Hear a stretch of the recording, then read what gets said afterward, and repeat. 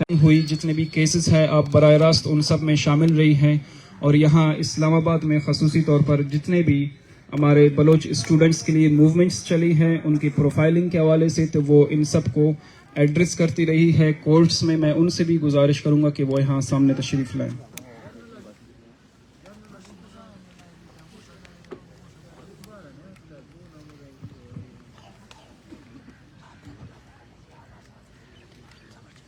इसके साथ हमारे साथ यहाँ मौजूद होंगे ज़ुबैर शाह जो कि सेंट्रल कमेटी के मेंबर है पश्तून तहफ़्फ़ुज़ मूवमेंट के, उनके साथ राशिद रिजवी और सारंग जोयो। जैसे ही ये आएंगे तो हम इनको अपने पैनल में शामिल करेंगे। शली बलोच अगर यहाँ मौजूद हैं उनसे भी मैं रिक्वेस्ट करूँगा कि वो आएँ। आप जो हैं ऑर्गेनाइज़र है बलोच वुमेन फोरम की, वो भी हमें आज के इस पैनल डिस्कशन में ज्वाइन करेंगे।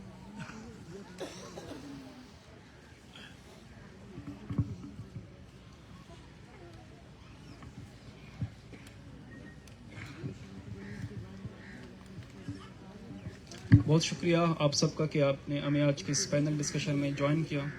मैं आगाज़ करूंगा मुनिज़ा जहांगीर से। जैसे कि आपको मालूम है कि ये जो तहरीक जब से शुरू हुई है तो पाकिस्तान के ख़ासकर मेन स्ट्रीम मीडिया में इसी कोई कवरेज नहीं मिली और इसके अल्टरनेटिव हमने देखा कि सोशल मीडिया पे इस तहरीक को प्रमोट किया गया और आवाज़ दुनिया तक पहुंचाने की कोशिश की गई। आप क्या समझते हैं कि हम इस सोशल मीडिया को या पाकिस्तान के मेन स्ट्रीम मीडिया को किस तरह से इस तहरीक को आगे लेकर बढ़ना है और किस वजह से ये पाबंदी लगाई गई है मुख्तलिफ जर्नलिस्ट्स पर कि वो यहाँ आकर इस तहरीक को ना कवरेज दे रहे हैं ना कि उसको आगे लेकर बढ़ रहे हैं? इसके अल्टरनेटिव सोशल मीडिया वो कैसा प्लेटफॉर्म है, चूँकि आपका ताल्लुक़ उसी से है, हम उसको इस्तेमाल करके इस तहरीक को आगे बढ़ा सकते हैं।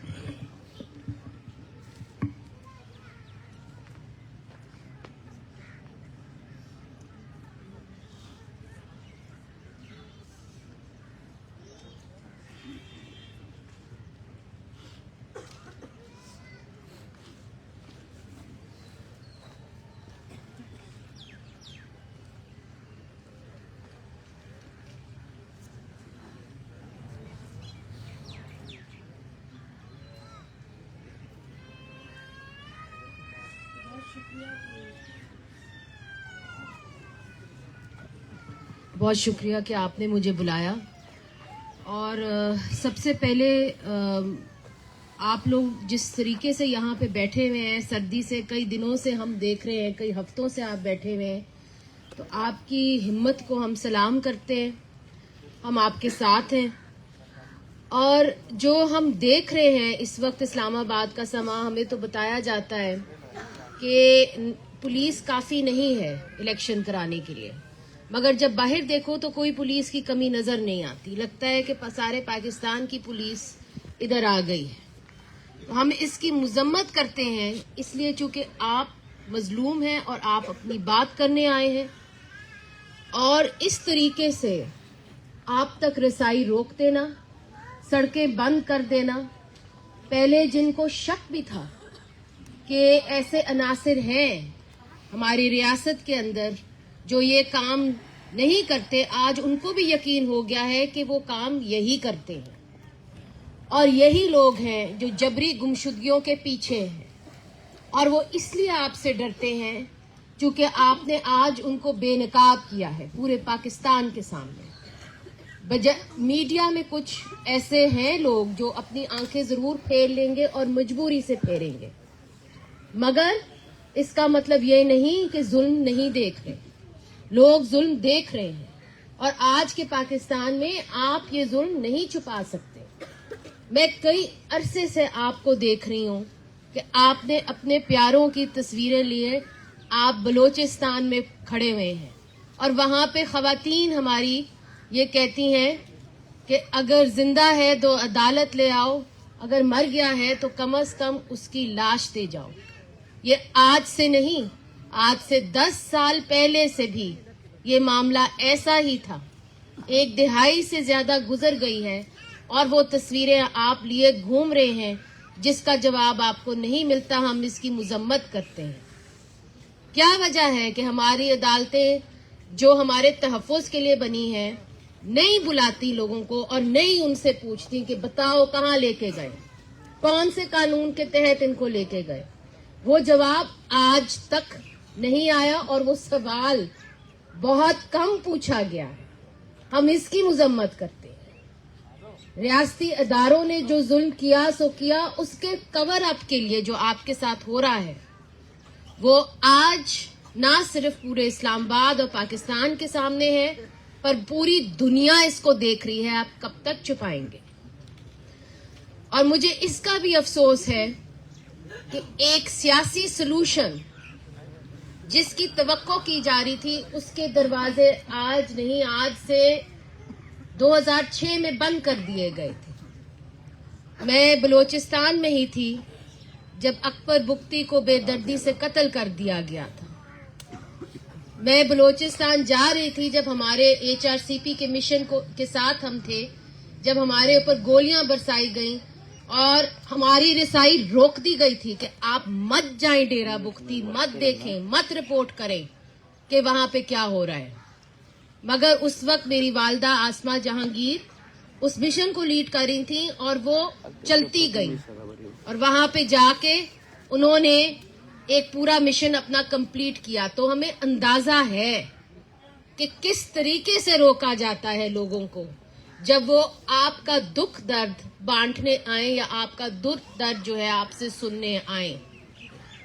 اور یہ بڑی افسوسناک بات ہے کہ وہ تو آمرانہ دور تھا, یہاں پہ تو پھر کوئی تو سیمپلنس ہے سویلین سپریمیسی کی, اور یہی چیز یہاں پہ دہرائی جا رہی ہے کہ آپ کے جو دکھ اور درد ہیں اس کو چھپایا جا رہا ہے.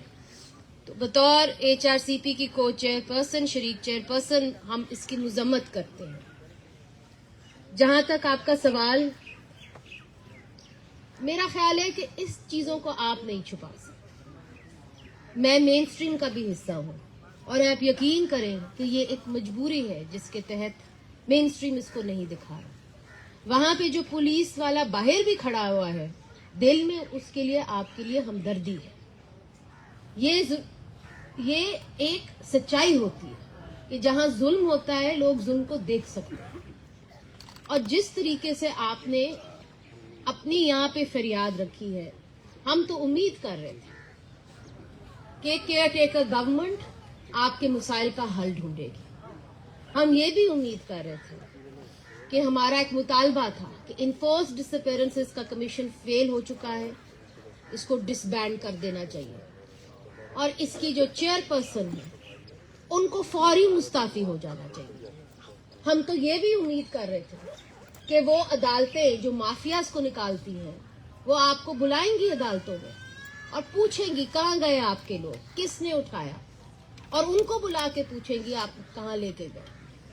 اور ہم یہ بھی امید کر رہے تھے کہ یہاں پہ جتنا بھی میڈیا ہے کم از کم ایک نرم گوشی رکھ کے آپ کے ساتھ یکجہتی یا کرے گا, اور سیاستدان یہاں پہ وقت بنا کے آئیں گے.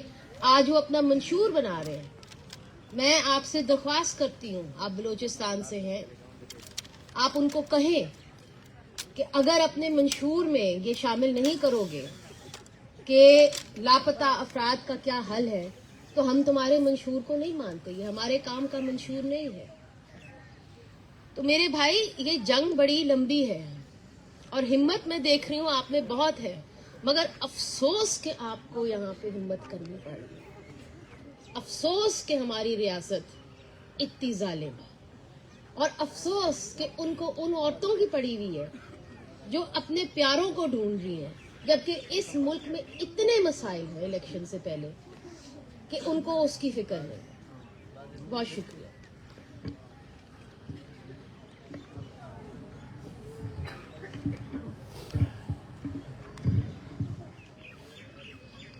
ہمارے ساتھ اس پینل ڈسکشن میں مس آمنہ مسعود جنجوہا ابھی شامل ہوئی ہیں. آپ جو ہے ہیومن رائٹ ایکٹیوسٹ ہیں اور ڈیفینس آف ہیومن رائٹس کی چیئر پرسن بھی ہے. میرا اگلا سوال ماما قدیر بلوچ سے ہے. آپ نے چونکہ 5000 دن مکمل ہو چکے ہیں کہ آپ نے کوئٹہ میں مسنگ پرسنس کے لیے جو کیمپ لگایا. ایک عمومی سوال جو بہت یہاں دہرایا جاتا ہے وہ ڈیٹا کے حوالے سے ہے کہ ہمارے ملک کے وزیر اعظم ایک بیان دیتے ہیں کہ وہ زیادہ سے زیادہ 50 یا 60 لوگ ہیں جو کہ لاپتہ ہوئے ہیں. اس حوالے سے آپ بتائیں کہ آپ کے پاس کتنے کیسز رجسٹر ہوئے ہیں, کمیشنز کے پاس کیا ڈیٹا ہے, اور جو voice for Baloch missing persons ہے ان کا کیا میکینزم ہے, وہ کس طرح سے ان ڈیٹا کو رجسٹر کرتے ہیں, اور کتنا بڑا تضاد ہے اس پرائم منسٹر کے بیان میں اور آپ کے پاس جو ڈیٹا موجود ہے. اس حوالے سے تھوڑا سا وضاحت فرمائیں. شکریہ, آپ نے ہمیں بلایا, دعوت دی. خاص کر میں مارنگ بیٹی کی انتہائی مشکور ہوں کہ وہ ان سخت حالات میں اس گورنمنٹ کے ساتھ مقابلہ کر رہی ہے. صبح میں جب نکلا یہاں آنے کے لیے 9 بجے تو دیکھا کہ پورا اسلام آباد میں کرفیو سما ہے, کرفیو لگا ہوا ہے.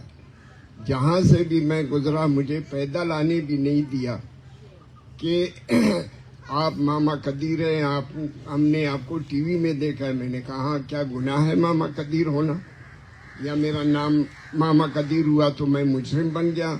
نہیں, کہتا آپ اس گلی سے جائیں. اس گلی سے جب گزرا تو تیسرے گلی سے مجھے گزارنا پڑا. یعنی یہ حال کرے 2 گھنٹے میں میں یہاں پہنچا ہوں. یہ آپ کا خوف ہے. آپ اتنی بڑی فوج کے دعوے دار ہیں اور ایک معمولی بندے سے آپ ڈرتے ہیں, تو ہم ان کو کیا کہیں. باقی بھائی رہی بات آپ کی ڈیٹا کی یا نگراں وزیر اعظم ہے اس کی, وہ 50 سے زیادہ کبھی گزرا نہیں ہے.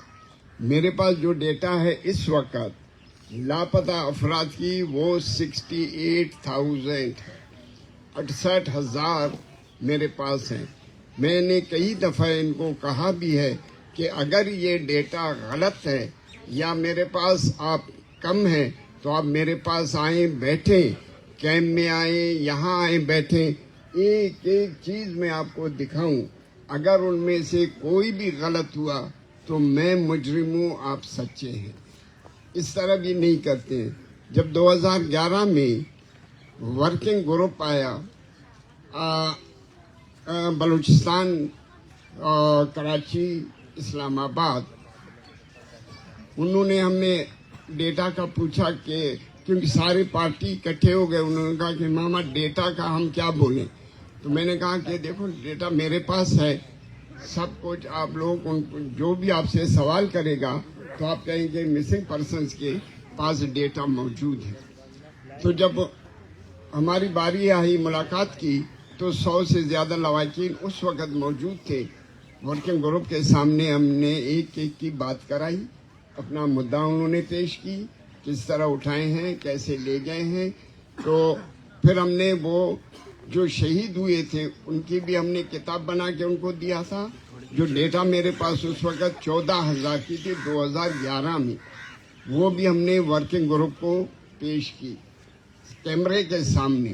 تو وہ آ کے تحقیقات کی اور وہ آ کے اسلام آباد میں ایک پریس کانفرنس کی, وہ اندر ریکارڈ ہے, آج تک ان کا ہمارے پاس ریکارڈ بھی موجود ہے.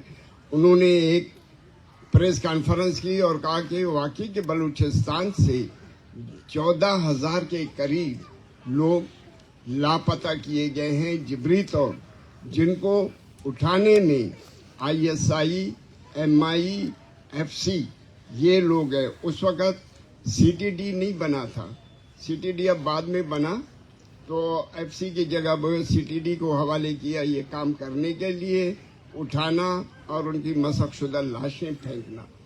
اس کے بعد پھر جب دوسری دفعہ میں اقوام متحدہ گیا, وہاں بھی میں اپنے ساتھ ڈیٹا لے کے گیا اور ان کی مسخ شدہ لاشوں کی بک بھی بنائی, وہ بھی میرے ساتھ آج بھی موجود ہے اور وہ ڈیٹا بھی موجود ہے.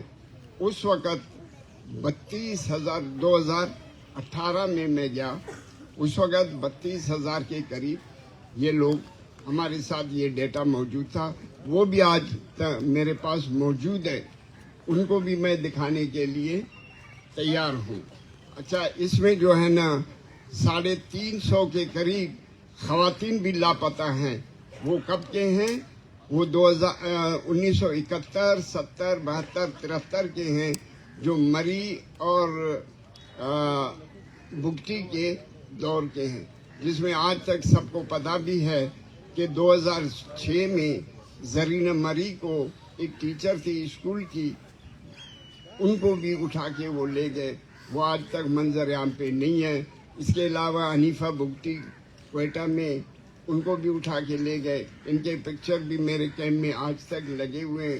باقیوں کا ڈیٹا میرے پاس موجود ہے، ایک ایک کا، جن کو بی بی سی نے بھی مجھ سے مانگا، وہ بھی میں نے بی بی سی کو صرف خواتین کی ڈیٹا مانگا تو وہ میں نے ان کو دے دیا، بی بی سی والوں کو بھی، کہ آپ بلکہ یہاں اگر سیر یہاں ہے تو انہوں نے مجھ سے مانگا اسلام آباد سے کہ ہمارا نمائندہ کاظم کوئٹہ میں ہے، آپ ان کو یہ دے دیں، تو وہ میں نے ان کو دے دیا، بی بی سی والوں کو بھی۔ یہ بھی آن دا ریکارڈ ہے، آج بھی سیر اگر ہے یہاں تو وہ سن رہی ہے، نہیں تو میڈیا کے ذریعے وہ سنتی ہوگی۔ رہا بات پروگرام جو جس طرح ہم بناتے ہیں اپنا فارم پر کرنے کا، وہ ہمارے پاس آج بھی موجود ہے۔ ہمیشہ کیمپ آتے ہیں لوگوں کا، ہم فارم پر کرتے ہیں۔ اس میں 2 قسم کے فارم ہیں، ایک ہم UN کو بھیجتے ہیں، اقوام متحدہ کو، اور دوسرا جو ہے نا وہ کمیشن کو ہم بھیجتے ہیں۔ کمیشن کے علاوہ پھر وزیر داخلہ، صوبائی وزیر داخلہ کو، مرکزی وزیر داخلہ کو، اور کمیشن کو بھیجتے ہیں۔ پھر کمیشن والے وہاں سے پہلے تو ان سے جو لواحقین ہیں ان سے پوچھ لیتے ہیں ٹیلی فون پہ سارا بایو ڈیٹا اس کا، اس کے بعد جو ہے نا وہ پھر GIT رکھ لیتے ہیں۔ GIT میں SP ہوتا ہے، SSP ہوتا ہے، یا وہاں کے متعلق علاقے کے ڈسٹرکٹ ڈپٹی کمشنر ہوتا ہے، یا جتنی بھی ایجنسیز ہیں ان کو بھی بلا لیتے ہیں فارمیلٹی پورا کرنے کے لیے۔ ویسے ہوتا تو کچھ نہیں ہے، ان سے بلا لیتے ہیں، اور جو لواحقین ہیں اس کو بھی بلا لیتے ہیں، ان کے سامنے یہ باتیں ہوتی ہیں، پوچھ گاچھ کر کے پھر وہ رپورٹ اسلام آباد کمیشن کو بھیجتے ہیں۔ کمیشن والے پھر اسلام آباد والے وہ کمیشن کو دے دیتے ہیں، کمیشن والے پھر ان کو لواحقین کو بلا کے وہاں جو بھی ان کے ساتھ بہت سی مائیں بہنیں یہاں بیٹھی ہیں، ان کا رویہ کیسے رہا ہے، بدتمیزی بھی کی ہے۔ اس سے پہلے والا جو چیئرمین تھا کمیشن کا، فضل الرحمان، انتہائی بدتمیز گھٹیا قسم کا چیئرمین تھا کہ لوگوں کو، خواتین کو، ابھی بھی یہاں راشد کی ماں بیٹھی ہوئی ہے، رو کے نکلی ہے، دوسرے لواحقین بھی اسی طرح، کہ اتنی بدتمیزی سے وہ ان کے ساتھ پیش آتا تھا، جس طرح یہاں جسٹس جاوید اقبال جو بدتمیزی سے پیش آیا لواحقین کے ساتھ، خواتین کے ساتھ، اسی طرح وہ چیئرمین بھی اسی طرح تھا۔ خیر ابھی کر کے 8-10 سال کے بعد اس کو جو انہوں نے فارغ کر دیا، اب نیا ایک چیئرمین صاحب آیا ہے جو بلوچستان کا چیف جسٹس بھی رہا ہے، 2 دفعہ بلوچستان کا گورنر بھی رہ چکا ہے۔ اب پیشیاں بھی وہاں ہیں، لوگ جا رہے ہیں پیشیوں پہ، لواحقین جتنے بھی ہیں میرے پاس بھی لسٹ بیچتے ہیں۔ اس دفعہ میرا خیال ہے 250 کے قریب لواحقین کو انہوں نے مدعو کیا ہے کہ آپ اپنا آئیں اور بیان دیں۔ شروع ہے، ابھی دیکھو یہ چیئرمین صاحب تھوڑا سا نرم پالیسی اختیار کیا ہوا ہے، لیکن اس کے بس کی بات بھی نہیں ہے۔ وہاں سننے والے کون ہیں؟ ISI، MI، FI، IB وغیرہ وغیرہ جتنے بھی ایجنسیز ہیں وہ آتے ہیں، اور اس سے پہلے بہت سے یہ لوگ مذاق بھی کرتے تھے لواحقین پہ، وہ غلط قسم کے وہ الفاظ بھی کستے تھے۔ ابھی خواتین کے ساتھ جو آپ کا یہ رویہ ہوگا، یہی ایجنسی جو آج سن بھی رہے ہیں، جس میں سارے ISI، MI، IB وغیرہ، CTD کے DIG، یہ سارے، تو اس دفعہ جو ہے نا تھوڑا سا رویہ بدل چکا ہے یہ نئے چیئرمین کے آنے سے۔ تو باقی تو باتیں تو ہمارے سمیع بلوچ نے ساری تفصیل سے بات کی. اب ہمارے کیمپ جو ہے نا وہ چل رہا ہے. کل سے جو میں سن رہا ہوں وزیر داخلہ پنجاب کا، انہوں نے آئی جی کو یہ کہا کہ ابھی تک کوئی 2-4 آدمی آپ نے نہیں گرائے ہیں. ہم سے پوچھا جا رہا ہے کہ کیا کرنا ہے، تو ہم نے کہا گراؤ بھائی، جتنا بھی آپ نے گرا سکتا ہے گراؤ. 2-4 نہیں، 20, 25, 100 گراؤ. لیکن ہمارے یہ احتجاج نہ یہاں ختم ہوگا، نہ یہ احتجاج بلوچستان میں ختم ہوگا، نہ یہ احتجاج کراچی میں ختم ہوگا، نہ کسی پاکستان کے کسی اور جگہ بھی ختم ہوگا. آخری بات میں کہتا چلوں کہ یہ 4 دفعہ ہے میرا نام ECL میں ڈالا ہوا ہے. ایک دفعہ ابھی 6 عدالتیں ہیں، 6 ججز ہیں وہاں، مختلف کورٹ 1, 2, 3, 4.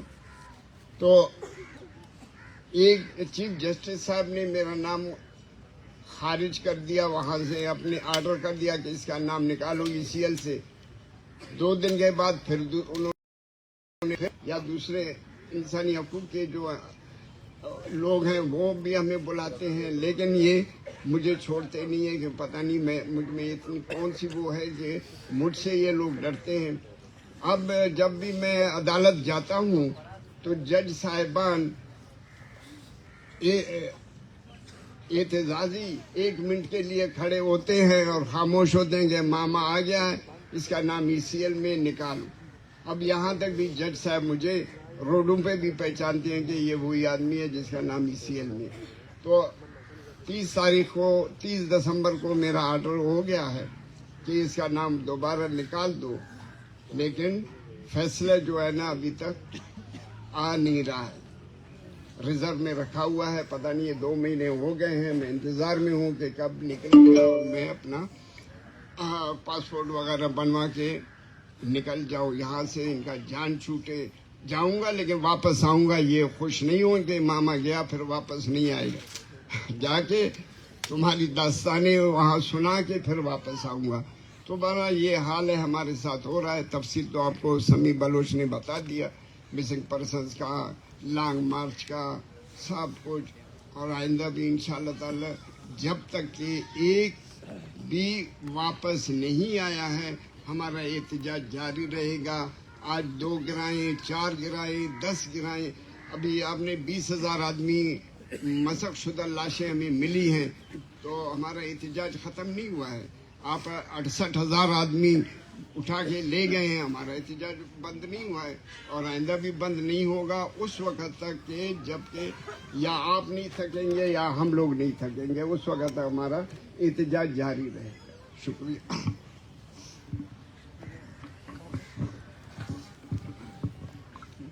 ہمارے ساتھ اس پینل ڈسکشن میں زبیر آغا ابھی شامل ہوئے ہیں. آپ جو ہیں پشتون تحفظ موومنٹ کے سینٹرل کمیٹی کے ممبر ہے. جیسے میں نے شروع میں ہی کہا تھا کہ بہت ساری رکاوٹیں پیدا کر دی گئی ہے، لیکن ان رکاوٹوں کو دور کر کے آپ یہاں پر آ گئے. بہت شکریہ. میں سوال رکھتا ہوں ایڈوکیٹ ایمان مزاری صاحبہ کے سامنے کہ ایک تو یہ ایک المیہ ہے کہ ایک طرف ملک کے وزیر اعظم 50 یا 60 کیسز کا نام لیتے ہیں اور دوسرے طرف جیسے ہم نے ابھی سنا کہ تقریباً 68,000 کیسز جو ہیں وہ رجسٹرڈ ہے. پاکستان کا جو آئین ہے اس میں انفورسڈ ڈس اپیرنسز جتنے بھی ہیں ان کو کرمنلائز نہیں کیا گیا، اور ایک بل جو پیش ہوا تقریباً PTI کے دور میں وہ بل خود ہی مسنگ ہو گیا. آپ اس پر ذرا روشنی ڈالیں کہ یہ کتنا ضروری ہے جو انفورسڈ ڈس اپیرنسز ہیں ان کو کرمنلائز کیا جائے، اور یہ بل جو غائب ہو گیا یہ اب آگے منظر پر کبھی آ سکتا ہے یا یہ تاحیات ہی غائب ہو گیا ہے؟ Thank you. میں شروع کروں گی اس سوال سے جو آپ نے پوچھا کہ جو مسنگ پرسنز کا بل ہے کیا وہ ہمیشہ کے لیے غائب ہو گیا ہے یا وہ منظر عام پر آ سکتا ہے. ابھی جب اس پر کافی شور مچا تھا میڈیا میں کورٹس کی وجہ سے، تو ہمیں پتہ چلا تھا کہ یہ بل اس وقت سینٹ میں موجود ہے. لہٰذا اگر پولیٹیکل ول ہو تو یہ بل ضرور پیش ہو سکتا ہے اور ضرور پاس ہو سکتا ہے جس طرح نیشنل اسمبلی سے پاس ہوا تھا. دوسرا سوال آپ نے پوچھا کہ جبری گمشدگیوں کو اپنے ڈومیسٹک قانون میں کرمنلائز کرنا کتنا ضروری ہے. اس کے دو طرح سے میں جواب دوں گی. سب سے پہلے کہ جو پاکستان کا آئین ہے وہ واضح طور پر آپ کا right to liberty, right to life, right to fair trial, right to due process, جو ٹارچر پر پروہیبیشن ہے, وہ سارے رائٹس کنٹینڈ ہیں آپ کے آئین میں. لہٰذا جب 365 پی پی سی جو کہ کڈنیپنگ کا پرچہ ہوتا ہے وہ درج ہوتا ہے تو عموماً اس میں پروسیجر کے مطابق ہی کارروائی ہونی چاہیے, لیکن بہت سے فیکٹرز ہیں جن کی وجہ سے یہ نہیں ہوتا. دوسری بات کہ انٹرنیشنل کمیونٹی نے بارہا پاکستان کو یہ کہا ہے کہ آپ اپنے ڈومیسٹک لاء میں جبری گمشدگی کو as a separate autonomous offense criminalise کریں. اس کی وجہ کیا ہے؟ اس کی وجہ یہ ہے کہ جب آپ اپنے کڈنیپنگ کے offense کو دیکھتے ہیں پی پی سی کے تحت, اس میں جو ڈیفینیشن ہے وہ نہیں ہے جو انٹرنیشنل سٹینڈرڈز کے مطابق جبری گمشدگیوں کی ڈیفینیشن ہے. انٹرنیشنل لاء کے مطابق جبری گمشدگیوں کی ڈیفینیشن یہ ہے کہ وہ اسٹیٹ, ریاست یا ریاستی ادارے یا پرائیویٹ گروپس جو ریاست کی ایکویسنس سے, ریاست کے ایکسیپٹنس سے, ان کی رضامندی سے آپریٹ کر رہے ہوں, جس طرح کے ڈیتھ اسکواڈس ہیں بلوچستان میں. تو اسے سیپریٹلی اٹانومسلی کرمنلائز کرنا بہت ضروری ہے. لیکن اس میں جو زیادہ ایشوز آتے ہیں, وہ آبسٹیکلز جو فیملیز کو فیس کرنے پڑتے ہیں, وہ یہ ہے کہ آپ کے جتنے بھی ادارے بنے ہوئے ہیں, چاہے وہ پولیس اسٹیشن میں ایف آئی آر درج کرنے جاتے ہیں جبری گمشدگی کا, ان کا ایف آئی آر درج نہیں ہوتا. انہیں عدالت میں ایف آئی آر درج کروانے کے لیے جانا پڑتا ہے. انہیں جبری گمشدگیوں کے کمیشن میں جانا پڑتا ہے تاکہ وہ کمیشن ان کا ایف آئی آر درج کرا سکے. وہ کمیشن, جیسے ابھی ماما نے کہا, ادھر وہ اس کی جو کانسٹیٹیوشن ہے جے آئی ٹی کی, وہ وہی ہے جن پر الزامات لگائے گئے ہیں. جیسے ہماری عدالتوں نے بارہا یہ آبزرویشن دی ہے کہ یہ خود جبری گمشدگیوں میں ملوث ہے. تو جو آپ کا کمیشن ہے, ادھر بھی جب فیملیز جاتی ہیں, اور اگر وہ خوش قسمت فیملی ہو اس حد تک کہ انہیں پروڈکشن آرڈر ان کا جاری ہو جائے ان کے پیارے کا, اس پروڈکشن آرڈر کی کمپلائنس کبھی نہیں ہوتی. تو اس کا جو سلوشن ہے, یا جو اس کا ایک لیگل سلوشن ہم ڈھونڈ رہے ہیں, ایونیوز تو بہت موجود ہیں. بات ہے پولیٹیکل ول کی اور بات ہے نیت کی کہ کیا ریاست اس پریکٹس کو اینڈ کرنا چاہتی ہے, اور اگر کرنا چاہتی ہوتی تو آج ادھر اتنے زیادہ لوگ نہ بیٹھے ہوتے, اور آج ادھر حکومتی رہنما خود آتے, اس کانفرنس میں شریک ہوتے, آپ کے مطالبات سنتے اور ان کو ریزالو کرتے. Thank you. بہت شکریہ. میں شلی بلوچ, جو کہ بلوچ وومن فورم کی آرگنائزر ہے, جب سے یہ تحریک شروع ہوئی ہے اس سے پہلے بھی ہم نے دیکھا ہے کہ خواتین کا ایک بہت بڑا کردار رہا ہے ان تحریکوں میں. ابھی بھی اس موومنٹ کو اگر آپ دیکھیں گے تو جو فرنٹ پہ ہے وہ بلوچ خواتین ہی اس پورے موومنٹ کو آگے لے کر بڑھ رہے ہیں. اس کے علاوہ وہ علاقے جہاں پر کبھی موبلائزیشن اس حد تک نہیں ہوئی, وہاں پر بھی اب ہمیں ایسے دکھنے میں آ رہا ہے کہ خواتین ایک بڑی تعداد میں سامنے آ رہی ہیں. آپ کیا سمجھتی ہیں کہ خواتین کا کیا کردار ہونا چاہیے, اور یہ کردار خاص کر جو ایکسٹرا جوڈیشل کلنگز ہے یا انفورس ڈس اپیرنسز ہے, ان حوالے سے خواتین کا کردار کتنی اہمیت کی عامل ہے؟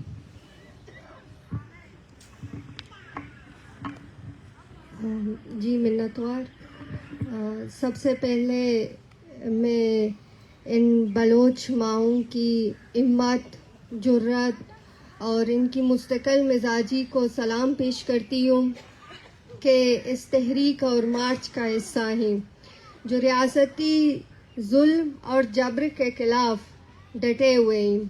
یہ جو موجودہ تحریک کا آغاز ہوا ہے, یہ بالاچ کی شہادت سے آغاز ہوا ہے, اور اس تحریک کی قیادت شروع دن سے ہی بلوچ خواتین ہی کر رہی ہیں. اگر ہم بلوچ کی تاریخ کا مطالعہ کریں تو ہمیں ایسی بے مثال بلوچ عورتیں ملتی ہیں کہ وہ سیاسی میدان میں اور جنگی میدان میں, جو 21 سینچری کے جو بلوچ ہیں وہ ان پہ نہ فخر کرتے ہیں بلکہ ان کو اپنی آئیڈیل بھی مانتے ہیں. اگر ہم 17 سینچری میں دیکھ لیں تو ہمیں ایک ایسی بلوچ خواتین کی کردار ملتی ہے, خان آف کلات میر احمد یارکان کی بہن مائی بیبو. 17 سینچری میں وہ ایک جنگ کی قیادت کرتی ہے, वो एक लश्कर को अपनी क़यादत में मैदान जंग में लेके आती है और सीवी में बारूज़इयों के खिलाफ जंग लड़ती है और डाडर में शहीद होती है। अगर हम 18वीं सेंचुरी में देखें तो हमें बलोच औरतों की दानश्वरी, अक्लमंदी और कुर्बानियों के किस्से मिलेंगे। 18th सेंचुरी में एक बलोच औरत लसबेला की हुक्मरान थी, वो माई चागली थी। ऐसी बहुत सारी किरदारें हैं, बेमिसाल किरदारें हैं बलोच हिस्ट्री में, जैसा कि महनाज है, गुलबीबी है और कंबर की माँ सुल्तान खातून। अभी अगर हम देखें कि जो औरतें हैं वो तहरीक में हिस्सा ले रहे हैं, ये कोई स्पॉन्टेनियस चीज़ नहीं है, ये रातों रात नहीं हुई है और रातों रात हमारी माएँ बहनों ने स्पीच देना नहीं सीखा है। ये वो औरतें, ये वो माएँ हैं जो डिकेड से रियासती जुल्म और जबर के शिकार हैं। ये वो माएँ हैं जिनके बच्चे सालों से लापता किए गए।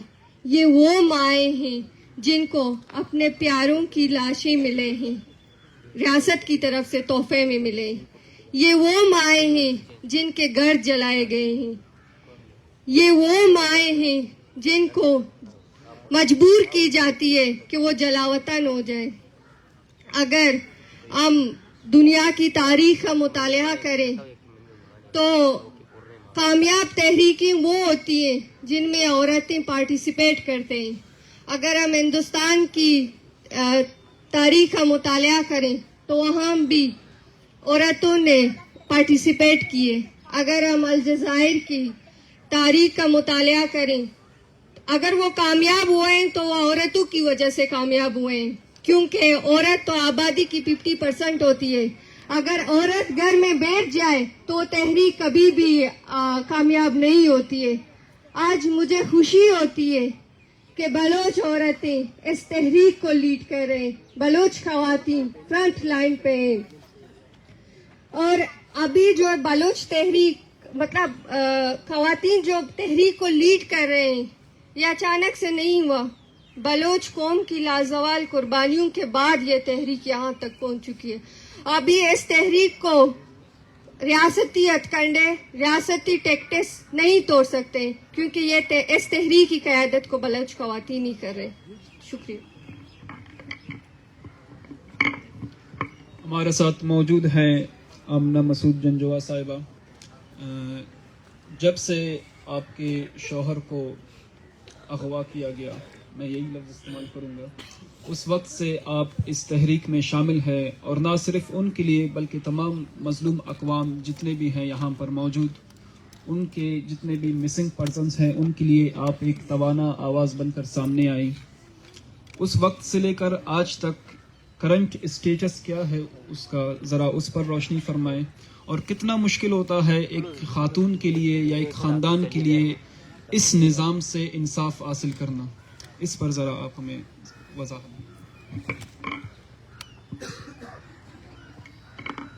बहुत शुक्रिया। बिस्मिल्लाहिर्रहमानिर्रहीम। सबसे पहले मैं डॉक्टर मारंग बलोच और उनकी क़यादत में आने वाली तमाम ख़वातीन, बच्चे, बूढ़ी माएँ और बुज़ुर्ग वालिदैन, नौजवान, उन सबको मुबारकबाद पेश करती हूँ कि किस तरह से हर तरीके से इस्लामाबाद पुलिस, पंजाब पुलिस ने उनके ऊपर क्रैकडाउन्स किए, मगर वो बेमिसाल बहादुरी और साबित कदमी से वाटर कैनन से लेकर हर तरह के हमले को बर्दाश्त करती रही हैं, बल्कि उनको पसपा भी करती रही हैं। तो सलाम है आपकी जद्दोजहद को। पाकिस्तान की तारीख में इंशाल्लाह आने वाली नस्लें आपको देखकर अपनी तहरीकें जो है वो इस्तवार करेंगी, आपको देखकर आगे बढ़ेंगी। रहा सवाल बेटा आपके जो सवाल का कि किस तरह मुश्किल होता है, तो सबसे पहले मेरा जो इनकाउंटर हुआ था मतलब बलूच फैमिलीज़ के साथ, वो 2009 में हुआ था, जब मैं गई थी बलूचिस्तान और कोयटा, और नसरुल्लाह बलोच ने हमें पूरा एक गाइडेड टूर दिया था जिसमें कि तमाम फैमिलीज़ के घरों में हम लोग गए थे। तो बहुत सारी ऐसी ख़वातीन जो आज लीड कर रही हैं उस वक्त बच्चियां थीं।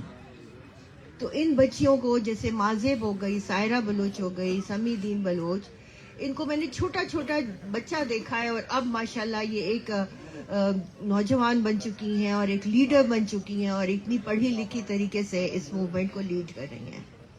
اسی طرح جب میرے ساتھ یہ واقعہ پیش آیا تو تبھی میری آنکھیں کھلی, اور میں نے دیکھا کہ یہ ہر طرف, یعنی پورے پاکستان میں یہ کچھ ہو رہا ہے. صرف یہی نہیں کہ بلوچستان میں ہو رہا ہے, بلکہ پنجاب میں, سرائکی بیلٹ میں پشتون کے ساتھ ہو رہا ہے, پنجابیوں کے ساتھ ہو رہا ہے, سندھیوں کے ساتھ بہت زیادہ پولیٹیکل ورکرز کو اٹھایا جا رہا ہے. تو میں جتنا بھی قیامت میرے پہ گزری تھی, چھوٹے چھوٹے بچے اب ماشاءاللہ بڑے ہو چکے ہیں, اور بے تحاشا کریک ڈاؤنز ہم پہ ہوئے ہیں, جس میں ایک کریک ڈاؤن جو کہ ہم جی ایچ کیو کی طرف جا رہے تھے 2006 میں, اور ابھی ہم فلیش مین ہوٹل کے سامنے ایک قدم ہی ہم نے لیا تھا کہ چاروں طرف سے پولیس اور ایجنسیز نے ہمیں گھیر لیا اور ہمارے بچوں کو ہماری آنکھوں کے سامنے مارنا شروع کر دیا. تو آپ خود سوچیں کہ ایک ماں کے لیے اس سے بڑی کوئی ظلم نہیں ہو سکتا کہ وہ ہمارے بچے جو ہیں جو کہ پہلے باپ کے لیے تڑپ رہے ہیں اور ان کو مارا جا رہا. تو اس میں میرے بچے بیٹے کی شلوار تک انہوں نے اتار دی تھی اور اس کے کپڑے پھاڑ دیے تھے. اس حالت سے انہوں نے اٹھا کے پھینکا تھا پولیس وینز میں اور اس کو لے گئے تھے. اور عائشہ جو اس وقت 8 سال کی تھی, اس نے منتیں کی تھی کہ خدا کے لیے میرے بھائی کو چھوڑ دو, آپ میرے بابا کو لے گئے, آپ میرے بھائی کو چھوڑ دو, اور یہ ادھر بے ہوش ہو گئی تھی. تو یہ ساری چیزیں پھر 2014 میں اگین وہی سٹوری ریپیٹ ہوتی ہے. اس میں میرے اوپر مجھے مارا جاتا ہے, اور مجھے اور میرے ساتھی جتنی خواتین ہیں ان کو مکے, لاتیں, ڈنڈے, اتنا کہ ایک بے نظیرہ بی بی جو پشاور سے تعلق رکھتی ہے اس کی ٹانگیں زخمی ہو گئی. 80 سال کی عورت کی ٹانگیں زخمی ہو گئی تھی, شی کوڈ ناٹ واک. اور جو ایک اور بی بی ہے صفیہ بی بی, اس بیچاری وہ ہارٹ پیشنٹ ہے, اس کے سینے پہ مکے مارے گئے. تو یہ ہمیشہ سے ہو رہا ہے کہ جو بھی احتجاج کے لیے نکلتے ہیں, جو بھی اپنا حق مانگنے کے لیے نکلتے ہیں, ان کو ہی اوپریس کیا جاتا ہے, ان کے اوپر ہی کریک ڈاؤن کیا جاتا ہے.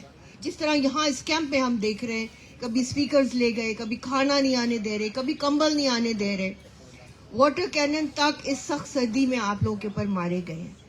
تو میں سمجھتی ہوں کہ اس میں ہمیں ہر طرح سے جدوجہد کرنے کی ضرورت ہے, صرف ایک اینگل سے نہیں, جیسے صرف کیمپین سے نہیں, لیگل بھی کریں, ساتھ میں انٹرنیشنل لابینگ کی بھی ضرورت ہے, جس میں کہ باہر جتنی بھی تنظیمیں ہیں ہیومن رائٹس کی جو اس کے اوپر کام کر رہی ہیں جبری گمشدگی پہ, یا اور جنرل ہیومن رائٹس کی تنظیمیں ہیں, ان سے بھی رابطے کرنے کی ضرورت ہے. یونائٹڈ نیشنز میں بہت اچھی تجویز ہے, ماما کی طرف سے بھی آئی, اور بھی جو ہے ایمان نے بھی اس پہ روشنی ڈالی اور منیزے نے بھی, کہ یونائٹڈ نیشنز تک, کیونکہ ان کا ایک اسپیشل ورکنگ گروپ ہے, اور جب وہی 2012 میں آیا تھا تو اس کے بعد سے آج تک اسٹیٹ نے اس کو انوائٹ نہیں کیا. تو ہم کو اس کو بھی کسی نہ کسی طریقے سے, ابھی تو خیر کیئر ٹیکر گورنمنٹ ہے, جب نئی گورنمنٹ آتی ہے تو ہمیں چاہیے کہ ہم اس کو اتنا پریشرائز کریں, اور سب مل کر ایک یونائٹ ہو کے, جس میں پشتون بھی ہوں, سندھی لیڈرز بھی ہوں, اور بلوچ لیڈرز بھی, ہماری ڈاکٹر مہارنگ بلوچ بھی ہو اس میں, اور سب اپنی ایک آواز ہو کر ان پہ پریشرائز کریں کہ یونائٹڈ نیشنز کی ورکنگ گروپ کو یہاں بلایا جائے. صرف تبھی ان تک یہ جو ظلم کی کہانیاں ہیں ان تک پہنچ سکتی ہیں. تو پھر سپریم کورٹ کا ایک اینگل ہے, جس میں کہ سپریم کورٹ میں ہمارے کیسز جو میں نے رجسٹر کرنے شروع کیے تھے شروع سے, اور اب 3000 سے زیادہ ان کی تعداد ہو چکی ہے. تو وہ کیونکہ کمیشن ایک غیر فعال اور ایک بہت ہی متنازع ایک کیریکٹر اختیار کر چکا ہے, اسپیشلی جو ڈاکٹر یہ جو ہے جاوید اقبال کی حرکتوں کے بعد سے, جو کہ وہ فیملیز کو ہراس کرتے ہیں, خواتین کو ہراس کرتے ہیں. آپ خود سوچیں کہ وہ ایک خاتون سے یہ تک کہہ رہے ہیں کہ تمہیں شوہر کی کیا ضرورت ہے, تم تو خود اتنی خوبصورت ہو. مطلب just imagine the level of disgusting thinking he has.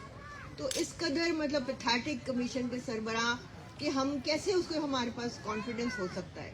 اور 12 سال بہت ہوتے ہیں, ہم نے ان کو آزما لیا, now we are done with it. ہم سپریم کورٹ میں اب دوبارہ سے نوٹس لیا گیا ہے, تقریباً 18 سال سے میں سپریم کورٹ, ہائی کورٹس, سڑکوں پہ, UN اور ان سب کی خاک چھان رہی ہوں.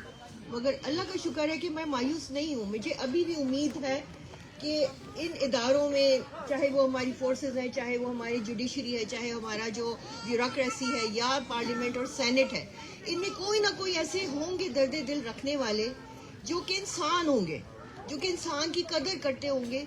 कि देखें, जब आपके घर आपका सर का ताज, आपका प्यारा शौहर ही चला जाए तो वो घर तो नहीं रहता ना, उसमें बच्चे यतीमों की तरह जिंदगी गुजारते हैं, बीवी जो है वो बेवा की तरह जिंदगी गुजार रही होती है.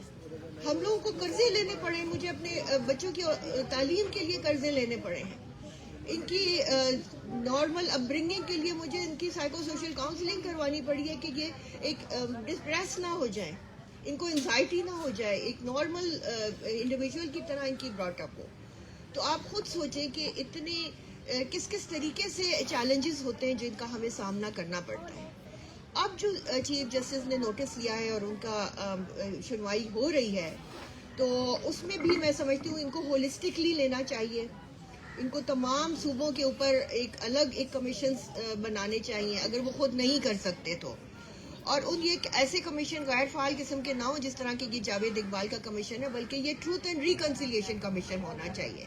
और यही तजवीज़ मैं उनको ऑलरेडी अपनी प्रेयर में, अपनी जो मेरी पिटिशन है उसमें मैं लिख के दे चुकी हूँ कि इस कमीशन को बंद किया जाए, ट्रूथ एंड रिकन्सिलिएशन कमीशन बनाया जाए जो कि सच, इंसाफ और कॉम्पेंसेशन और क्लोजर दे. ये वो चीज़ें हैं जो कि फैमिलीज़ को इमीडिएटली चाहिए. आप इन बूढ़े बापों को देखें, इन बूढ़ी माओं को देखें इस सख्त सर्दी में कि जिसमें हम लोग पूरे सर से लेके पाँव तक कांप रहे हैं, किस तरह से ये 50-60 दिनों से यहाँ पर बैठी हुई है. अगर कोई इंसान होगा इस अहल इक़्तिदार में तो उनका दिल कांप जाएगा, वो फौरन यहाँ आएंगे और इनके लिए कोई रिलीफ का बंदोबस्त करेंगे. तो हम अभी हारे नहीं हैं और ना कभी हारेंगे, चाहे जो भी कुछ आगे आएगा. इंशाअल्लाह ताला समी Bloch, doctor Marang Bloch, Zubair Shah आगा, मामा कदीर, ईमान और मुनीज़े और शारी के साथ मिल के सब कुछ बर्दाश्त करेंगे और इंशाल्लाह हार नहीं मानेंगे. Thank you so much. बहुत शुक्रिया. ज़ुबैर आगा हमारे साथ मौजूद है, पश्तून तहफ़्फ़ुज़ मूवमेंट से आपका ताल्लुक़ है. आपसे मैं ये जानना चाहूँगा कि पश्तून सॉइल को वार एंड टेरर के नाम पर कई अरसे से इस्तेमाल किया गया है, दहशतगर्दी के नाम पर इस्तेमाल किया गया है. रिसेंटली हमने देखा कि कुछ पश्तून नौजवानों को डिपोर्ट किया गया यहाँ से. मंजूर पश्तीन, जिसे अदालत ने हुक्म भी जारी किया रिहा किया जाए, उसके बावजूद उन्हें अरेस्ट किया गया एक इल्लीगल वे से.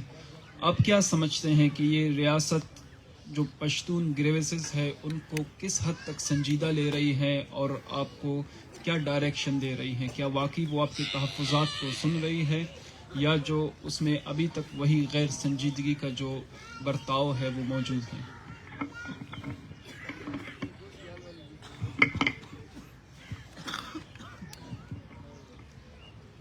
बिस्मिल्लाहिर्रहमानिर्रहीम. आप सब की इजाज़त से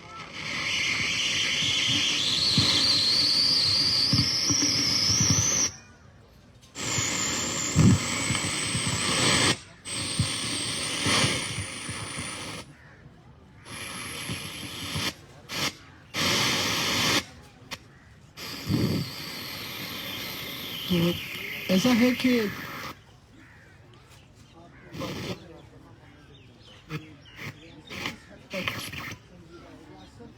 अपनी पॉलिसी में मुकम्मल तौर पर समझेगा.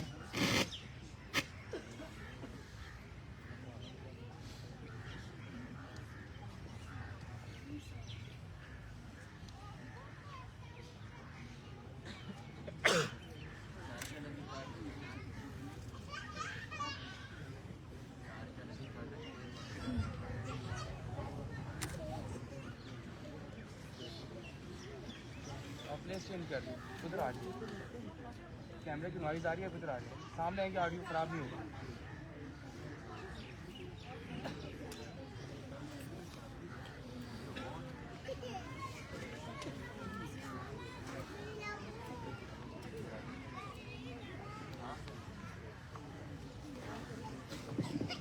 अब बोले,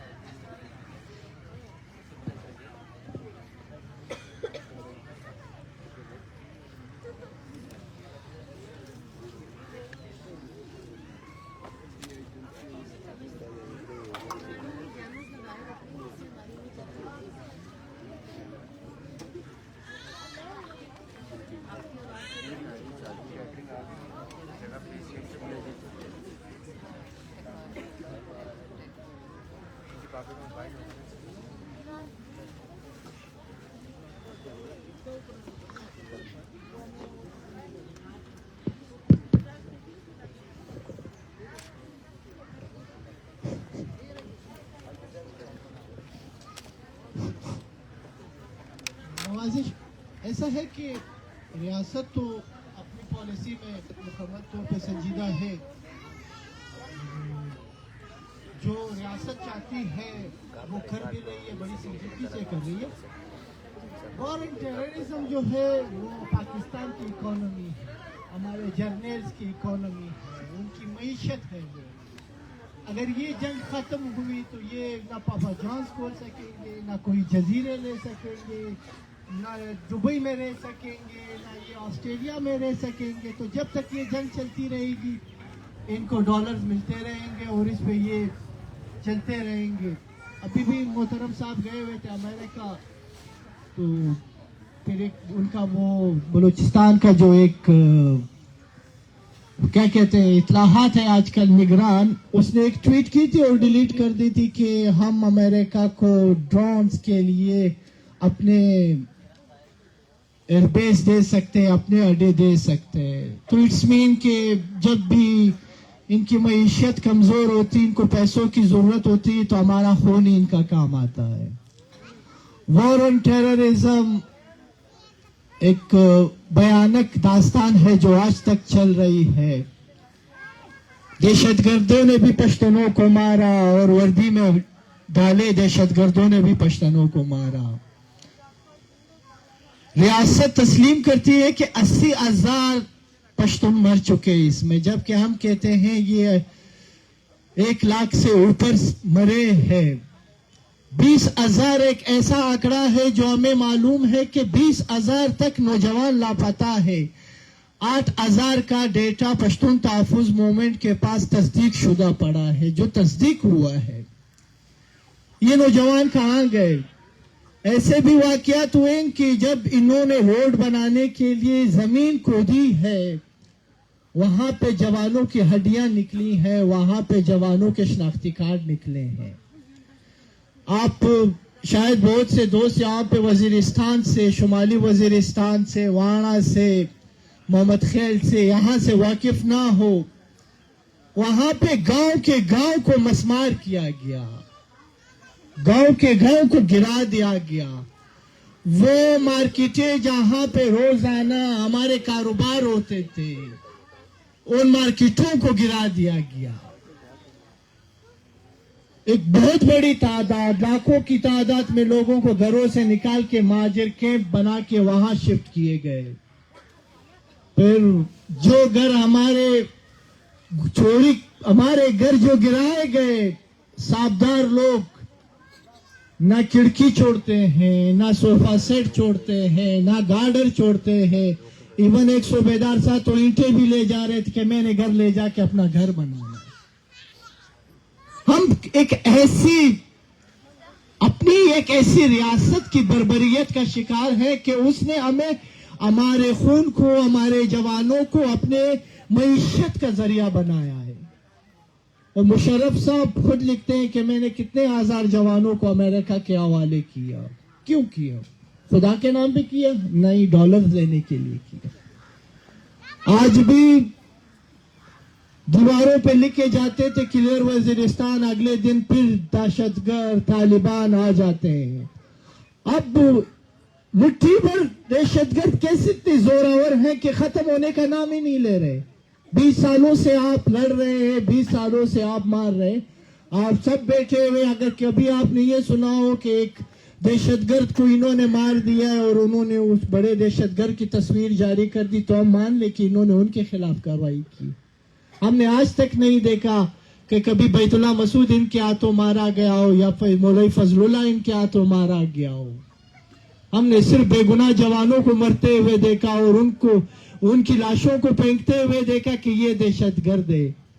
हमने उन माओं को देखा जो आके रोती अपने बेटों की लाशों पे कि मेरा बेटा मजदूरी के लिए निकला था और तुम उसे दहशतगर्द करा रहे हो। खैबर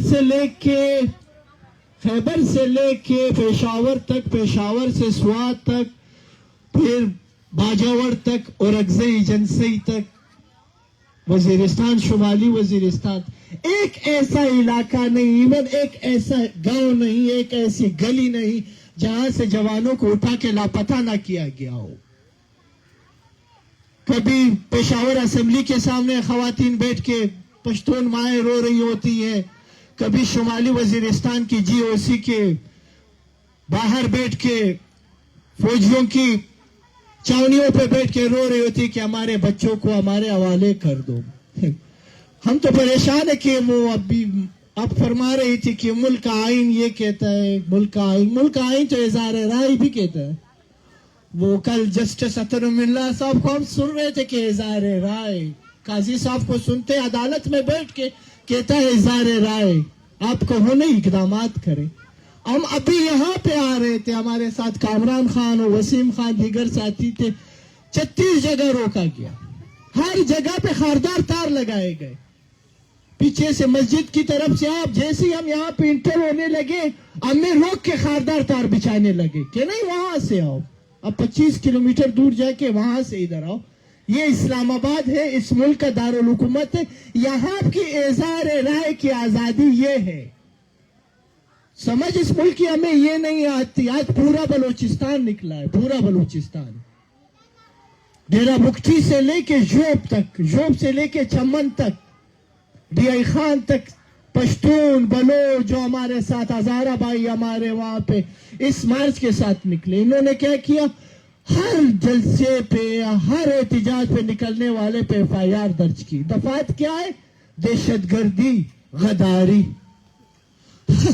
तो जब पूरा बलूचिस्तान ही गद्दार है, हम पश्तून पे सैकड़ों FIR गद्दारी के काटे गए, तो फिर काहे का मुल्क, तो फिर तस्लीम किया जाए ना। तो फिर आप तस्लीम करें कि आप के साथ अब ये रियासत नहीं रही। अख्तर मेंगल गद्दार, अताउल्ला मेंगल गद्दार, खैरबख्श मरी गद्दार, आज मारंग बलोच गद्दार, समीदीन गद्दार। मामा को तो गद्दार हुए मेरे ख्याल से 15 साल से ज्यादा हो गए। हम स्कूल से आते थे मामा के कैंप पे, अभी तक मामा गद्दारी चल रहा है। बादशाह खान गद्दार, मंजूर पश्तून गद्दार, अली वजीर गद्दार, महमूद खान गद्दार, समद खान अचकजई गद्दार, हम गद्दार। तो आपका वफादार है कौन? अभी तो वो माजरत के साथ PTI वाले भाई नाराज नहीं हो जाए, वो आजकल वो भी हमारे लिस्ट में आ चुके हैं। कल तक वो असेंबली में खड़े होके इनके मुराद सईद खड़े होके हमें गालियां देते थे, इनके इंस्ट्रक्शन पे, जनरल साहब के इंस्ट्रक्शन पर। आज वो खुद लापता है, कासम सूरी खुद लापता है। वो मशर मंजूर कहते हैं कि ये आइन यहाँ पे कुछ नहीं है, इनका माइंड सेट जो है, ये स्टार्स, ये जर्नल जो है, इनका माइंड सेट जो आइन स्टेट है, इनके माइंड सेट के खिलाफ आप चलेंगे, इनके बात के खिलाफ आप चलेंगे, तो आप इस आइन के भी गद्दार है, आप इस मुल्क के भी गद्दार है। अगर आप इनके पॉलिसी पे नुक्ताचीनी करेंगे, आप इनकी पॉलिसी पे तनकीद करेंगे, आप गलत को गलत कहेंगे, तो फिर आप गद्दार हैं। मंजूर पश्तून को चमन से आते हुए तुरबत, क्या था तुरबत में, एक नौजवान को एफएक एनकाउंटर में कत्ल किया, भालाज को बाकी दोस्तों के साथ अदालत में पेश करके वही पुराना अरबा ले जाके एनकाउंटर किया गया। 76 सालों से इनके पास एनकाउंटर करने का यही एक तरीका है, दिखाने ले गए, फायरिंग की गई। उस धरने में शिरकत के लिए जा रहे थे, शिरकत करने नहीं दिया। मुशर मंजूर पश्तून की दोस्तों की गाड़ियों पे फायरिंग की गई, गोलियां मारी गई, कत्ल करने की कोशिश की गई। फिर गिरफ्तार करके कोयटा से DI खान राजंदा, DI खान से उठा के ले गए। एक लीडर को आप 2 दिन लापता करते हो, एक लीडर को आप 2 दिन लापता करते हो, इस कौम को आप क्या मैसेज दे रहे हो, पश्तूनों को आप क्या मैसेज दे रहे हो? ये लापता करने के बाद आप केसों में डालते हो, जमानतें मिलती है। अब अडियाला जेल के अंदर से, अडियाला जेल के अंदर 5 बजे रिहाई का टाइम, 5 बजे से लेके 11 बजे तक मशर मंजूर पश्तून को अडियाला जेल का सुप्रीडेंट अब से बेजा में रखता है। قید کر کے رکھتا ہے. 11 بجے پنجاب پولیس آتی ہے, ان کو وہاں سے اٹھا کے لے جاتے, نہ وارنٹ, نہ FIR, نہ کچھ, اٹھا کے لے جاتی ہے جیلم. اور پھر جیلم کے DC صاحب 3 MPO کا آرڈر جاری کرتے ہیں کہ جیلم میں مشر منظور پشتون سے امن و امان کو خطرہ ہے. ہم نے جیلم دیکھا بھی نہیں آج تک, ہم نے دیکھا نہیں اب جیلم ہے کیسا شہر. مشر منظور نے بھی نہیں دیکھا, صرف جیل انہوں نے دیکھی. اب یعنی ہمیں اسلام آباد راولپنڈی سے اغوا کر کے لے جاتے ہوئے جیلم, پھر کہتے ہیں کہ یہاں آپ سے امن و امان کو خطرہ ہے. اب یہ کیسی کھوکھلی ریاست ہے. آوازوں سے ڈرتے, انصاف دینے سے ڈرتے, انصاف مانگنے سے ڈرتے. یہ ذاکر مجید کی والدہ بیٹھی ہے. ذاکر مجید ہمارے ساتھ اسٹوڈنٹ لائف میں تھا, BSO کا چیئرمین تھا. میں الفن کہہ سکتا ہوں, الفن, کہ ذاکر مجید اتنا شریف النفس انسان تھا, ایک ایسا سیاسی ورکر تھا کہ اس نے کسی چونٹی تک کو نقصان نہیں پہنچایا ہوگا. ہزاروں اسٹوڈنٹس کے مسئلے آتے تھے ہمارے, جس نفاست سے ذاکر اس کو حل کرتا تھا, جس طریقے سے ہماری بات ایک ساتھ چلتی تھی, جس طریقے سے ہم چیزوں کو لے کے چلتے تھے. مگر کیا کیا ذاکر کے ساتھ؟ 13-14 سال سے ذاکر کو عقوبت خانوں میں رکھا ہوا انہوں نے.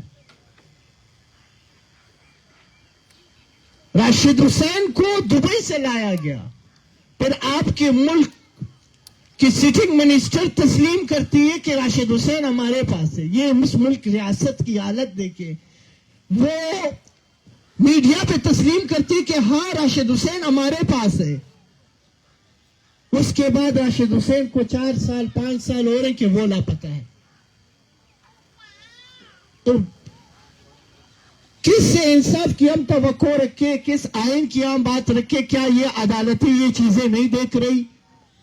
کیا یہ قاضی فیض عیسیٰ صاحب جو آج بیٹھے ہیں, جو ہمیں بار بار کہا جاتا ہے کہ چیف جسٹس بھی بلوچستان کا, وزیر اعظم بھی بلوچستان کا, چلے وہ وزیر اعظم صاحب اگر یہ انوار الحق جو بیٹھائے گئے یہ اپنے حلقے میں جائے کونسلر بھی نہ بنے. یہ جان اچکزئی کو جو یہ کڑے کرتے ہیں روزانہ, جو بکتا ہے یہ جو اس کو کاغذ دی جاتی ہے, صوبیدار ان کو کاغذ دیتا ہے, ان کی اوقات ایک صوبیدار کی ہے کہ اندر جانے سے پہلے 25 بار یہ تلاشی دیتے ہیں. یہ اپنے علاقے چمن جا کے دکھایا. پچھلے دنوں انہوں نے اعلان کیا کہ میں چمن جا رہا ہوں, وہاں کے لوگوں نے گاڑیاں کی تلاشی لینے شروع کر کی کہ تم اندر آ کے دکھاؤ چمن میں. تو یہ تو کٹ پتلی ہے, عدلیہ سے ہمیں یہ توقع ہے. مگر آج باخدا ہم یہ حالت دے کے اسلام آباد میں کہ یہاں پہ آتے ہوئے بھی ہمیں نہیں چھوڑا جاتا. ہم تو یہ کہتے ہیں کہ انسانی حقوق صرف اسلام آباد کے شہری کو حاصل ہے یا پنجاب کے, اس کے بعد اس ملک کا آئین معطل ہو جاتا ہے ہمارے لیے. نہ ہم انسان سمجھا جاتا ہے, نہ انسانیت سے دیکھا جاتا ہے, نہ اس ملک کا آئین ہمارے اوپر لاگو ہوتا ہے. تو گزارش یہی ہے کہ مشر منظور پشتون کو جن وجوہات سے یہ غیر قانونی قید میں رکھے ہوئے ہیں, ان میں ایک وجہ یہ کیمپ بھی ہے. ان کی کوشش یہ ہے کہ وہ اس کیمپ تک نہ آ سکے, PTM اس کیمپ تک نہ آ سکے, ہم اپنی ماؤں بہنوں اپنے بھائیوں کے ساتھ نہ بیٹھ سکے, ان کے ساتھ نہ چل سکے. تو ہم تو صرف یہی کہہ سکتے ہیں کہ یہ ریاست ایک خام خیالی کا شکار ہے. آپ 10 سال بھی قید رکھیں گے, آپ 20 سال بھی قید رکھیں گے, جب وہاں سے نکلیں گے بھی ہمارا یہی نعرہ ہوگا, ہم اسی راستے پہ چلیں گے. یہ ہم نے اپنی مرضی سے راستہ چنا ہے, اس راستے پہ ہم اپنی مرضی سے چلیں گے. اپنی ماؤں بہنوں کا, ہم اپنی پشتنوں کا, اپنی بلوچوں کا, ہمارے جو سندھی ہیں, جو پنجابی ہیں, جن کے ساتھ تم نے ظلم کیا ہے, ان کے ساتھ چلنا ہم نے اپنے پہ فرض کیا ہے. ہمارے دوست ذکیم عید الرحمان گلامن وزیر کو حد دیکھیں یہ ان کی بربریت کی. شمالی وزیرستان میں چیک پوسٹ سے اٹھا کے اغوا کیا گیا GOC صاحب کے حکم پر. 8 مہینے GOC صاحب کے ذاتی جیل خانے میں پڑے تھے, فوج کے جیل خانے میں قید پڑے, 8 مہینے تک پڑے رہے. نہ کوئی قانون, نہ کوئی پوچھنے والا, نہ کوئی آئین, نہ کوئی عدلیہ. पेशावर हाई कोर्ट में दरख्वास्त लगा के दोस्त दरख्वास्त लगा के तक गए। 8 महीने बाद 3 MPO का केस लगा के बन्नू जेल में डाला गया, फिर दहशतगर्दी के केस में पकड़ा गया। कल जब रिहा हो रहे थे तो बन्नू में 16 और PTM के दोस्तों को गिरफ्तार किया गया। क्यों? इसके इस्तिकबाल के लिए आए। तो ये रियासत हमारे ख्याल से अब उस तरफ जा रही है जो इसका मुकद्दर है, और ये अपना मुकद्दर अपने हाथ से लिख रहा है। जबरदस्ती ताकत की जोर पे मार कर आप हमें और नहीं जोड़ सकते। आइन सबके लिए होना चाहिए, आइन पे चलेंगे, ये सब आइन पे चलते हैं, हम सब आइन पे चलते हैं। ये नहीं हो सकता कि आप वर्दी पहन के आइन तोड़े और हमें कत्ल करें और हम खामोश रहें, हम अपनी फरियाद ना करें। आप बेनकाब हो चुके हैं। जब इस्लामाबाद में डीजी खान में बलोच यकजहती का लॉन्ग मार्च दाखिल हुआ तो जो आपने किया, आप बेनकाब हो गए। आपका वो असल चेहरा, वो वहशी चेहरा, वो दुनिया के सामने अश्कार हो गया। जो जुल्म आपने किया हमारी बहनों पे, जो जुल्म आपने हमारी माओं पे किया, जो बर्बरियत आपने हमारे बुजुर्गों पे की। अदलिया ने हुक्म दिया रिहा करें, इन्होंने कैद करके रखा हुआ है कि हम इनको बलूचिस्तान छोड़ के आएंगे, डिपोर्ट करेंगे। बाबा हम तो कब के कह चुके कि आप हमें डिपोर्ट करो, हम आपको डिपोर्ट करते हैं। हम रजामंदी से डिपोर्ट होने को तैयार है, आप हमारे वतन से डिपोर्ट हो जाओ, जान छोड़ो हमारी। हम तो ये वाज़ेह तौर पे कह रहे हैं, दोस्त मुतफिक हो को ना हो, इस जुल्म के निज़ाम के साथ ये आपके गैर महसूस तरीके से जो मार्शल लाए आप, इस निज़ाम के साथ तो हम चलने से कासिर है। जो आइन है, जो आइन पे चलना है, सबके लिए आइन होगा। चीफ जस्टिस से लेके चीफ ऑफ आर्मी स्टाफ से लेके मामा कदीर तक, मुझ तक, सबके लिए कानून एक ही होगा, आइन एक ही होगा। ये मुमकिन नहीं कि आप जवानों को लापता करें और आपको इदारे अदलिया आपके लिए सहूलतकार का किरदार अदा करे, और हम अगर चीखे भी, इज़हार राय भी करें तो हमारे ऊपर दहशतगर्दी के मुकदमात हों। हमारी पश्तून माएँ बहनें निकलती है, बच्चों के लिए निकलती है, कभी खैबर पख्तूनख्वा की असेंबली के सामने बैठी होती हैं, कभी स्वात में बैठी होती हैं, कभी क्या माहौल इस तरह उनके लिए बना दिया जाता है कि जब कुछ निकलती हैं तो उनके घर पे ये पैगाम भी भिजवाते हैं कि अगर आप फिर निकले, जो आपके बच्चे हैं वो फिर आपको नहीं मिलेंगे। अब एक माँ के लिए उसके बेटे का जिंदा वापस आना बहुत अहम होता है। अगर आप उसको ये कहे कि 5 साल तक मुंह बंद रखे, कुछ खाए भी नहीं, तो माँ होती है। माँ ये 5 साल भूखी भी बैठेगी, भूख से मरेगी भी, कि उसको अपना जवान बच्चा वापस चाहिए, उसको अपना बेटा वापस चाहिए।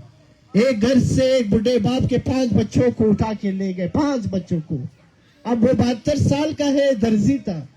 अब वो रोता फिर रहे कि मेरे घर में बहू भी है, उनको मैं क्या कहूँ कि तुम लोग के शोहर मर चुके हैं या जिंदा हैं, या तुम लोग यही बैठे रहो।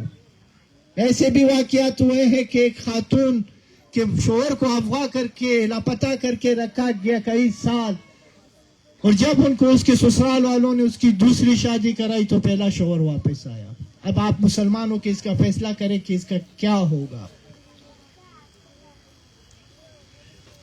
ऐसे भी है, ऐसे भी माए हैं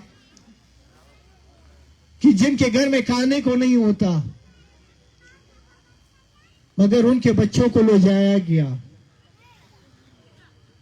सेंटरों में रखा हुआ है, उनको कैद करके रखा हुआ है, उनको कई कई सबूत सामने आए गए, मगर इतनी ढीठ रियासत, इतनी ढीठ इसके इदारे के सबूत होने के बाद भी मुनकिर हो जाते हैं। तो हम बलोच यकजहती कमेटी के साथ खड़े हैं, बाकायदा हम इनका सपोर्टर नहीं, हम इनका हिस्सा हैं, और बलूचिस्तान से लेके इस्लामाबाद तक यहाँ पे दोस्त हमारे बलोच यकजहती कमेटी के साथ थे, वहाँ पे हैं। जब तक ये धरना चलेगा हम इसके साथ चलेंगे। यहाँ पे हमारे जिम्मेवार साथी कामरान खान और वसीम वगैरह दिगर भी मौजूद हैं। जो भी होगा हम आपके साथ हैं। नवाजिश। शुक्रिया। मैं अगला सवाल रखूंगा मुनीज़ा जहांगीर के सामने। کہ جو ہیومن رائٹ ایکٹیوسٹس ہیں اور جرنلسٹس ہیں کس طریقے سے وہ کولیبریٹ کر سکتے ہیں، خاص کر انفورس ڈس اپیرنسز کے معاملے میں، ایکسٹرا جوڈیشل کلنگز کے معاملے میں، اور نہ صرف کسی ایک قوم کے لیے بلکہ تمام مظلوم اقوام ہیں ان کے لیے وہ ان کی جسٹس کے لیے وہ ایڈوکیٹ بن سکتے ہیں. اس پر ذرا روشنی ڈالیں.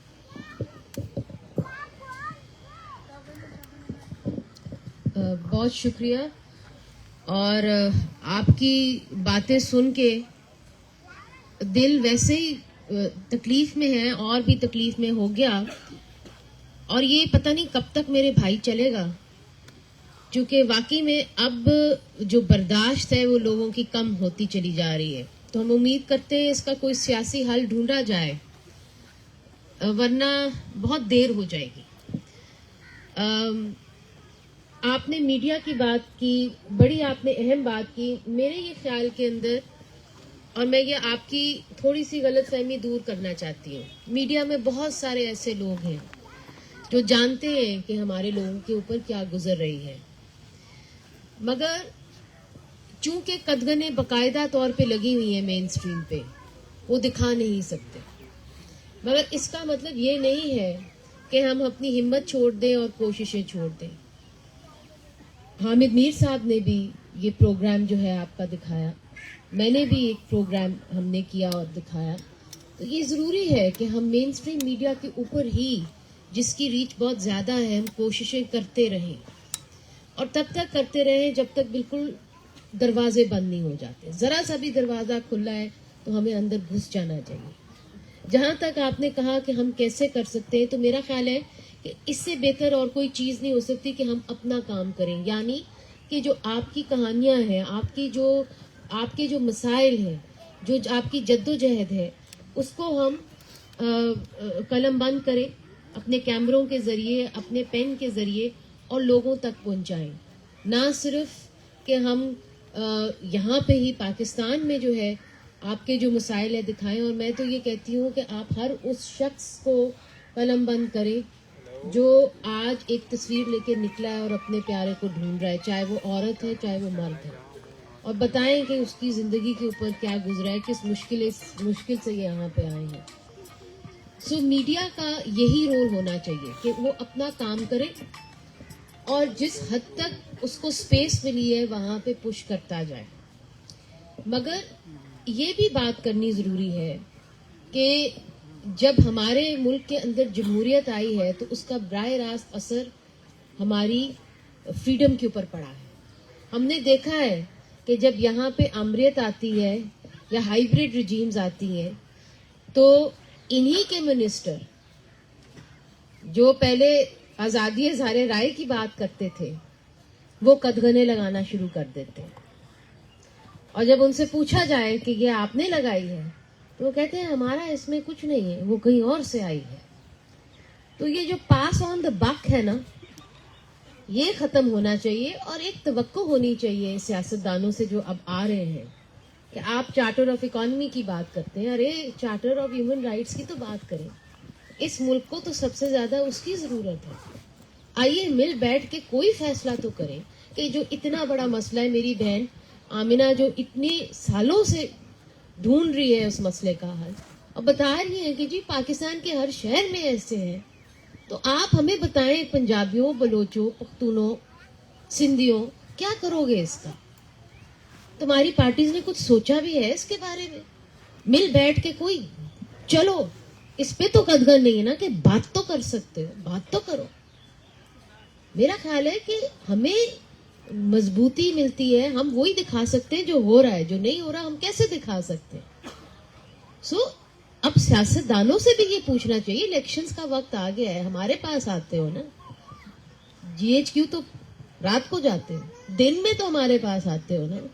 تو بتاؤ تو صحیح کہ اس مسائل کے بارے میں کرو گے کیا؟ میڈیا کا میرے بھائی میرا خیال ہے یہاں تک ہی ہے. مگر eventually the buck stops with the politicians. ان کو کوئی فیصلہ تو کرنا پڑے گا کہ ہمارے بارے میں کیا کرنا ہے.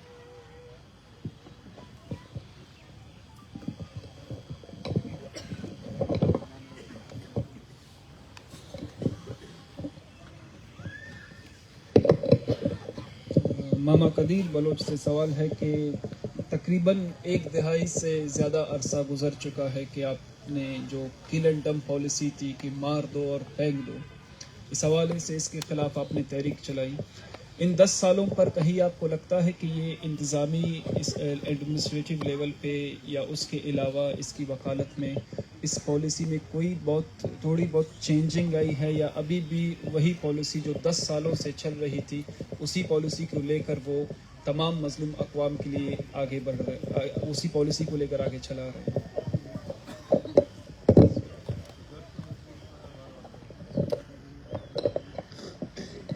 शुक्रिया।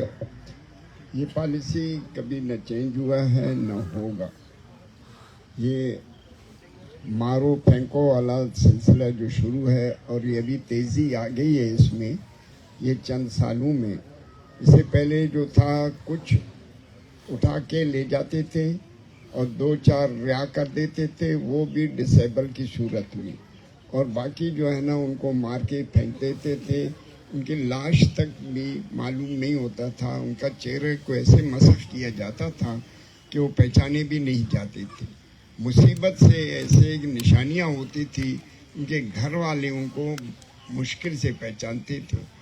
अब भी जब भी यह कुछ दिन पहले या ये शुरू से हम लोग ये काम करते आ रहे हैं कि मसख शुदा लाशें जो फेंकते हैं आजकल CTD के हवाले कर देते हैं। पहले तो फेंक के चले जाते थे, अब वो हॉस्पिटल में आके लेके आते हैं, फिर उनके लवाकिन जाते हैं उनको लेने, उनको देते भी नहीं हैं, लाश को भी वापस नहीं करते हैं। कैसे ऐसे लाश हुए हैं जो बगैर उसके भी दफनाया गया है इज्तिमाई कब्रों में या लापता गुमनाम कब्रिस्तानों में। जिस तरह एक दफ़ा मैं कराची में था तो मुझे गोरकुंड, कराची के मोचका वालों ने, गोरकुंड ने मुझे इतला दी कि मामा यहाँ 2.5 लाख 2 से 2.5 लाख तक कब्रिस्तान है जिसमें अक्सरियत बलोचों के यहाँ दफन है। अब अल्लाह बेहतर जाने कि वो किसके हैं, कौन से हैं, कहाँ से हैं बलोच।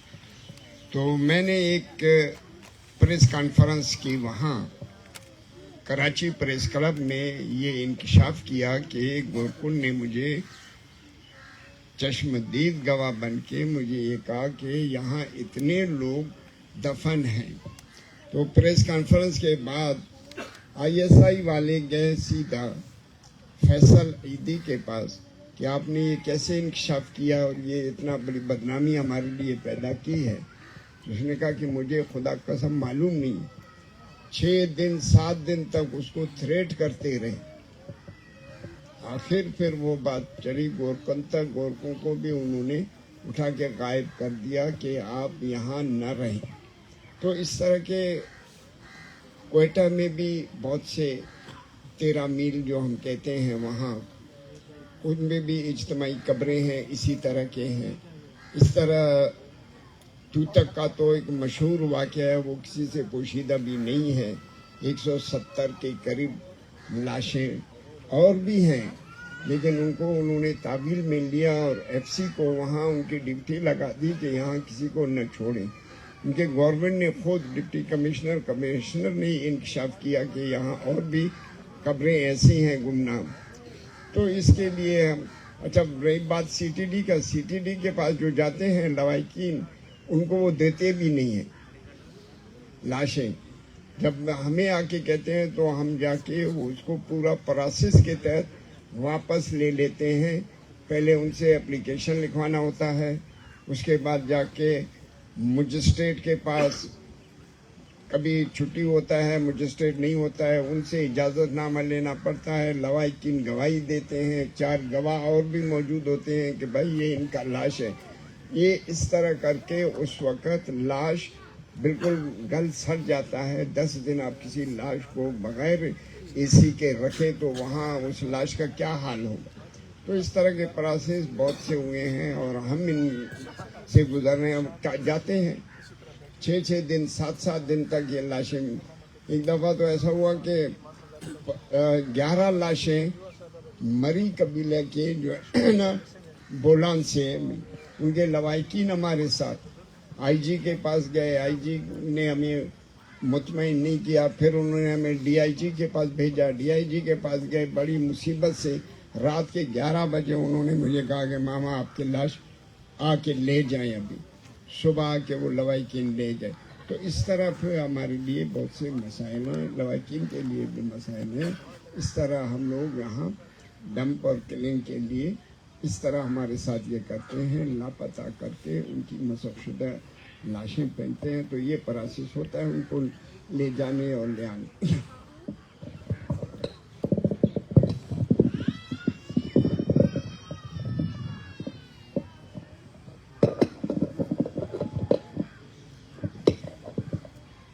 एडवोकेट साहब, आपसे क्वेश्चन है कि जो पाकिस्तान का जो कानून है या जो अदालतें हैं, उनका कोई वाज़ेह मौक़िफ़ होगा इन फोर्स्ड डिसअपीयरेंसेस के हवाले से? एक तो उस पर आपने पहले भी रोशनी डाली, ज़रा उसको वाज़ेह कर दें।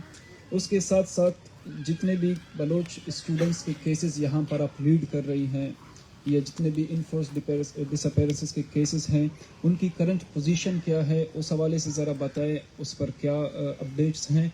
और उसके साथ साथ आप क्या देख रही हैं कि ये जो फैमिलीज़ यहाँ पर बैठी हुई हैं, किन मुश्किलात का सामना करना पड़ता है इन्हें अदालतों से इंसाफ हासिल करने में? सबसे पहले तो जो इस वक्त इस्लामाबाद हाई कोर्ट में केसेस ज़ेर समाअत हैं, उसमें बलोच तलबा के केसेस हैं।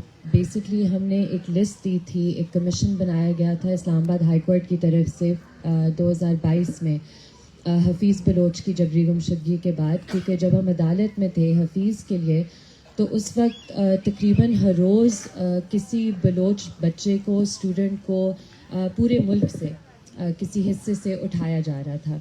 तो उस वक्त के जो chief justice Islamabad high court थे, जस्टिस अतहर मिनल्ला, उन्होंने ऑर्डर पास किया और कहा कि एक कमीशन बनाया जाए जो कि सादिक संजरानी ने हेड करना था। लेकिन 4 महीने के इनएक्शन के बाद सादिक संजरानी ने एक खुफिया ख़त पहुंचाया अदालत में, जिनमें उन्होंने कहा कि मैं इसकी सरबराही नहीं कर सकता, लिहाजा अख्तर मैंगल साहब को उसका चेयरमैन बनाया गया। और उस कमीशन ने एक बहुत कॉम्प्रिहेंसिव रिपोर्ट बनाई तमाम स्टूडेंट्स के केसेस पर। Voice for Bloch missing persons ने भी लिस्ट दी थी, समीदीन बलोच ने लिस्ट दी थी।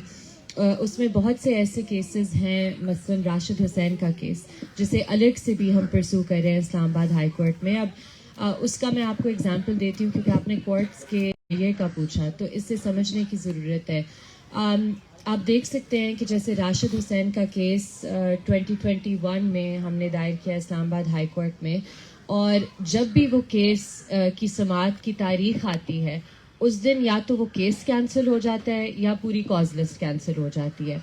हम जल्द समाअत की एक एप्लीकेशन देते हैं, वो कोई डेट नहीं फिक्स करते, जब कोर्ट डेट फिक्स करता है तो 3 महीने बाद की करता है। अभी भी हमें इसी मसला फॉरेन ऑफिस और इंटीरियर मिनिस्ट्री हमें ये बताना नहीं चाह रही, और अदालत भी उन्हें मौके पर मौका देता जा रहा है कि ताख़ीर हो, ये ना समझते हुए कि जो राशिद हुसैन की वालदा इधर बैठी हुई है इस सर्दी में, और कितनी दफ़ा वो इस्लामाबाद का रुख करके आई हैं। तो एक तो ये कोर्ट्स की एपैथी होती है, और मैं तो कहूँगी कि कोर्ट्स एक हद तक कंप्लिसिट होती हैं, क्योंकि आईनी अदालत आपका आखिरी चारा होता है जब आप उनके पास जाते हैं अपने प्यारों की बाहिफाजत बाजियाबी के लिए। और अगर वो कुछ करना नहीं चाहते या करने से डरते हैं, फिर उन्हें अपने ओहदों पर नहीं बैठना चाहिए। हम देखते हैं कि सुप्रीम कोर्ट ने 2013 या 2014 में मोहब्बत शाह केस में ये डिक्लेरेशन दी थी कि जबरी गुमशुदगियाँ इंसानियत के ख़िलाफ़ जुर्म है, जो कि बैनुल अक़वामी क़वानीन भी ये कहते हैं। लेकिन हर दफ़ा जब कोई बाजियाब हो जाता है हब्से बेजा की दरख्वास्त में, तो कोर्ट कहती है अब ये मामला ख़त्म है, हम इस बात का तयन नहीं करेंगे कि किसकी ज़िम्मेदारी है या ये किसकी कस्टडी में था। तो अदालतों का इसमें एक हद तक एक नेगेटिव रोल रहा है, जहां उन्होंने इम्प्यूनिटी को जबरी गुमशुदगियों के हवाले से फॉस्टर किया है।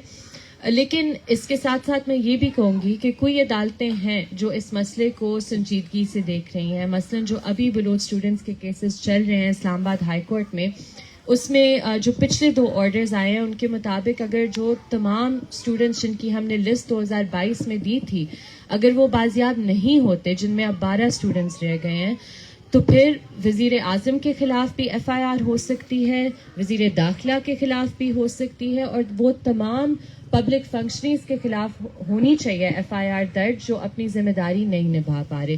تو ظاہری سی بات ہے کورٹس کو اس میں ایک زیادہ پرو ایکٹیو رول لینا چاہیے فنڈامنٹل رائٹس کے تحفظ کے حوالے سے. اب تک 1-2 کورٹس کو چھوڑ کر اوور آل کورٹس کا رویہ بہت ڈس اپوائنٹنگ رہا ہے.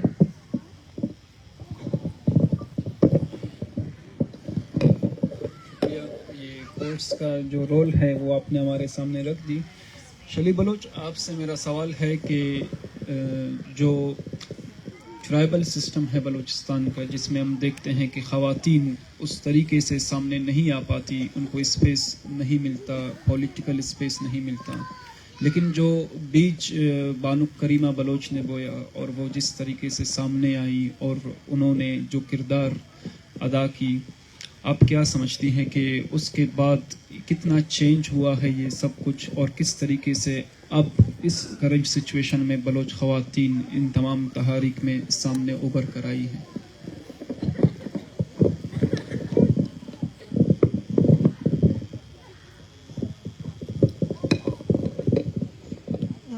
جی دیکھیں، بلوچ سماج یا بلوچ معاشرے میں ایک سوچ پیدا کیا گیا ہے کہ پدرشاہی نظام اور قبائلی نظام یہ بلوچ خواتین کو پڑھنے نہیں دیتی، باہر نکلنے نہیں دیتی یا سیاست کرنے نہیں دیتی، جس کے تحت بلوچ خواتین آگے نہیں بڑھ پا رہے. یہ میں یہاں پہ واضح کہنا چاہتی ہوں کہ یہ جو نظام ہے یہ ریاست کی طرف سے مسلط کی گئی ہے. یہ جس کو بلوچ معاشرے میں پروان چڑھا جا رہا ہے یہ بالکل بھی درست نہیں ہے. اگر ہم بلوچ سماج، بلوچ معاشرے کو بغور مطالعہ کریں تو ہمیں ایسی کئی مثالیں ملتی ہیں جہاں بلوچ خواتین نے ہماری رہبری اور رہشونی کی ہے، جن کو پوری طرح سے بلوچ مردوں کی طرف سے آزادی ملی ہے. ہم اگر اپنی تحریک، موجودہ جو تحریک ہے، اس کو دیکھ لیں اور یہاں دھرنے میں دیکھ لیں، خواتین کی مجموعی تعداد سے یہ پتہ چل جاتا ہے ہمیں کہ ان کو اپنی فیملیز اور مردوں کی طرف سے کتنی سپورٹ حاصل ہے. دوسری بات، آپ نے بانو کریمہ کی ذکر کی تھی. یہ حقیقت ہے کہ ابھی جو تحریک ہے اس کو بلوچ خواتین ہی اس کی قیادت کر رہی ہیں، اس کو لیڈ کر رہے ہیں، لیکن بانو کریمہ کی جو قربانیاں ہیں، جو جد و جہد ہے، ہم ان کو بھی اگنور نہیں کر سکتے، کیونکہ بانو کریمہ کی لازوال قربانیوں کی بدولت سے آج بلوچ خواتین، میں سمجھتی ہوں بلوچ خواتین اس تحریک کو لیڈ کر رہے ہیں. بانو کریمہ جب 18 سال کی تھی تو بانوک نے اپنی اسٹوڈنٹ پالیٹکس اسٹارٹ کی تھی، گراؤنڈ پالیٹکس. 2005 کو بانو کریمہ نے گراؤنڈ پالیٹکس اسٹارٹ کی تھی اور 2005 کو وہ بلوچ اسٹوڈنٹ آرگنائزیشن آزاد فیمیل ونگ کی صدر بھی سلیکٹ ہوئی تھی. آج بانو کی قربانیوں کی بدولت ہم خواتین اس مقام پہ پہنچ چکے ہیں. اگر ہم دیکھیں، بانو کریمہ نے اس ٹائم اپنی جد و جہد اسٹارٹ کی تھی کہ اس ٹائم پورا بلوچستان ریاستی ظلم اور جبر کا شکار تھا، لیکن اس ٹائم ہمیں خواتین سرفیس پولیٹکس پہ نظر نہیں آتے. بانو کریمہ واحد لڑکی ہے، واحد بلوچ خاتون ہے کہ وہ بلوچ اسٹوڈنٹ آرگنائزیشن BSO آزاد کی چیئرپرسن بھی رہی ہے اور BBC کی 2016 کی جو 100 خواتین میں اس کا نام بھی شامل رہا ہے. بانو کریمہ کی سیاسی جدوجہد کی وجہ سے، بانو ریاستی ظلم اور جبر کی وجہ سے وہ جلاوطن ہو گئی، کینیڈا چلی گئی، لیکن بانو کریمہ کو بھی وہاں پہ بھی نہیں بخشا، وہاں پہ بھی وہ ریاستی ظلم اور جبر کی شکار بنی.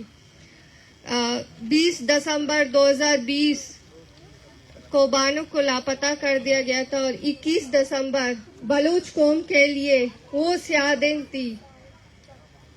इस दिन को हमने एक कौमी राशून हमसे महरूम हो गए 21 दिसंबर 2020 को। लेकिन बकौले बाबा तालपुर के हम बानो करीमा की सोग नहीं मनाते हैं, उसकी जिंदगी मनाते हैं। जब बानो करीमा की लाश को इसके दफनाने के लिए इसके आबाई गांव लेके जा रहे थे तो रियासत एक नेहती लड़की से इतनी खौफजदा हो गई थी कि तुर्बत शहर के पूरे नेटवर्क उसने बंद किए और कर्फ्यू भी लगाया था, किसी को शामिल भी नहीं होने दिए इसके जनाजे में।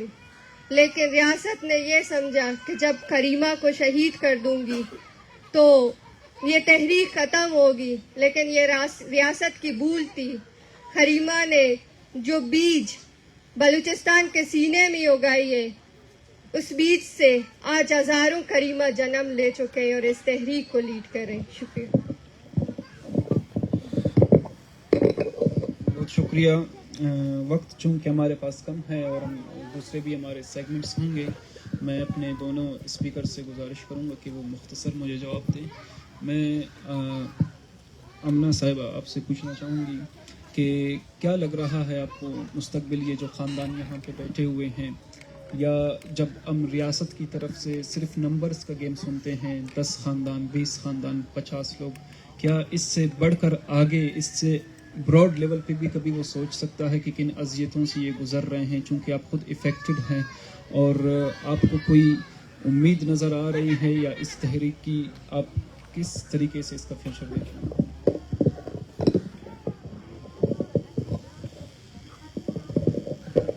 मुझे तो इस वक्त रियासत की बेरहमी और बेहिसी नज़र आ रही है कि 50 से ज़्यादा दिन हो गए हैं इस कैंप को, और ये कोई पहला कैंप नहीं है, ना ये आखिरी कैंप है। इसी जगह पर हम लोगों ने 2.5 महीने का कैंप भी लगाया है, और उस 2.5 महीने में भी हमारे ऊपर हमारे बिस्तरों को आग लगा दी जाती थी, हमारे अंदर जासूस घुसा दिए जाते थे जो कि हमारी ऐसी चीज़ें फैलाते थे, गलत किस्म की कोशिश होती थी कि हम लोग आपस में लड़ पड़ें। तो हर तरीका इख्तियार किया गया था कि हमारा ये कैंप उखड़ जाए। तो यही तरीके यहाँ पर भी इख्तियार किए जा रहे हैं। ये नहीं देख रहे कि आप कितनी मजबूर लोग हैं यहाँ पर। एक बूढ़ा बाप, जब मैं पहले दिन यहाँ पर आई थी तो उसने अपने बेटे की मुझे तस्वीर दिखाते हुए वो रो पड़ा और उसने कहा मुझे सिर्फ मेरा बेटा चाहिए।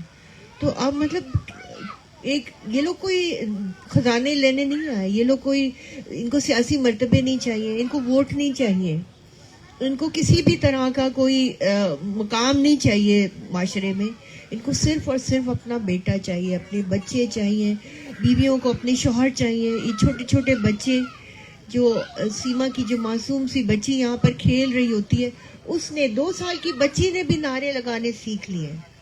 तो देखिए, अगर आप इनको इंसाफ नहीं देंगे तो आप इनको रेजिस्टेंस के रास्ते से नहीं रोक सकते, और ये इसमें बहुत आगे बढ़ते जाएंगे, और ये बल्कि एक मशाल राह बन जाएंगे पूरी कौम के लिए, और बन चुके हैं।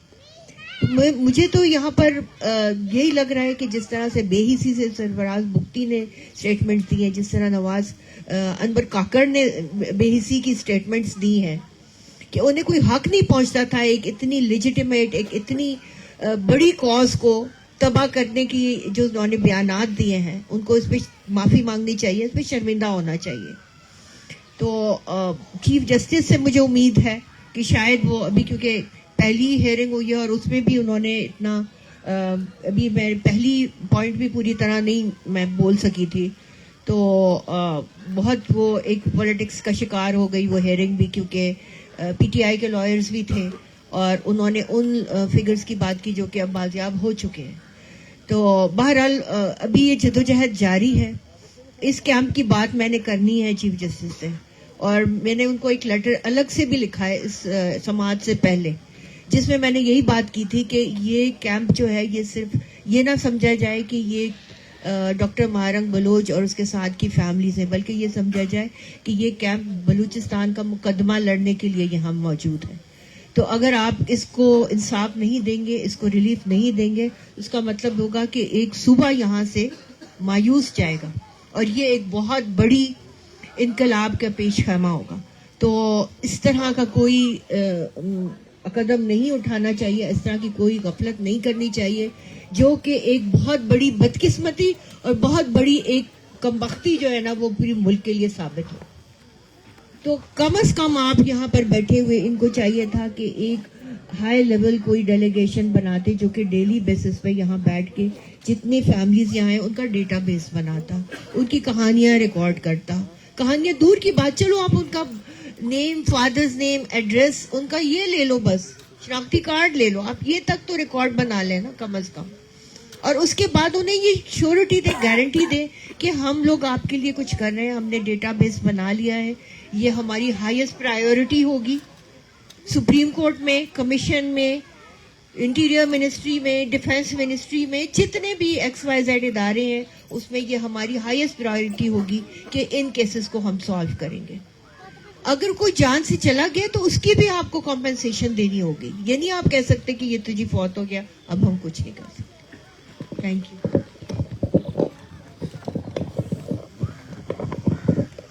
میرا آخری سوال زبیر آغا سے ہے کہ ہم یہ دیکھ رہے ہیں کہ کے پی کے میں بھی بہت زیادہ انفورسڈ ڈس اپیرنسز کے کیسز سامنے آ رہے ہیں. جو پشتون ہے ان کے ہاں وہاں پر کتنے کیسز آپ کے سامنے اس وقت تک آئی ہوئی ہیں کہ وہ انفورسڈ ڈس اپیرنسز کے شکار ہوئے ہیں, یا اس کے علاوہ جو خواتین ہیں وہاں کی وہ کس طرح سے متحرک ہے جسٹس حاصل کرنے کے لیے, اس پر ذرا روشنی دیں. Thank you. ہاں, جیسے میں نے پہلے ذکر کیا کہ ہمارے پاس پی ٹی ایم کے ہیومن رائٹس کمیٹی کے پاس 20,000 ایسے کیسز موجود ہیں, اور جس میں 8,000 کے لگ بھگ تصدیق شدہ کیس ہیں جس کی ہم تصدیق کر چکے ہیں. اور گزشتہ دنوں کمیشن نے جو کورٹ میں رپورٹ جمع کروائی تھی انہوں نے 3,500 کا ذکر کیا تھا. تو یہ ایک ایسی فگر ہے جس سے کوئی انکاری نہیں کر سکتا کیونکہ یہ تصدیق شدہ ہے. دوسرا, خواتین جس حد تک فیملیوں کی بات ہو رہی, میں نے بتایا کہ وہ اپنی حد تک کوششیں کر رہی ہیں. کبھی اسمبلی کے باہر بیٹھی ہوتی ہے, کبھی پی ٹی ایم کے دھرنوں میں موجود ہوتی ہیں, کبھی پی ٹی ایم کے جلسوں میں موجود ہوتی ہے. سوات کے خواتین یہاں بھی آئی ہیں اور سینکڑوں انہوں نے مظاہرے بھی کیے ہیں. تو وہ اپنی کوشش کی ہوئی ہیں. بٹ یہ ریاست ایک ایسی بحث ریاست ہو چکی ہے کہ اب شاید ہی ان کو کبھی احساس ہو, مگر خوشی ہے کہ جدوجہد جاری ہے, اور کامیابی کی گارنٹی پہ جدوجہد و احتجاج نہیں کیا جاتا ہے, احتجاج کیا جاتا ہے. گزشتہ 3 مہینوں سے زیادہ چمن کا دھرنا بیٹھا ہوا ہے. اب وہاں پہ لوگوں نے بھوک ہڑتال شروع کر دی ہے. پاسپورٹ پالیسی کے خلاف ان کا صرف حق یہ مانگ رہے ہیں کہ ہمیں روزگار دیا جائے, ہمارے بچوں کے 2 وقت کی روٹی کا کمانے کا ذریعہ ہمیں واپس دیا جائے. مگر یہ ریاست 2 وقت کی روٹی کمانے کا ذریعہ آپ کو نہیں دیتی. Thank you. بہت شکریہ. میں اپنے تمام پینلسٹ کا شکر گزار ہوں کہ آپ اس پینل ڈسکشن میں ہمارے ساتھ رہیں, اور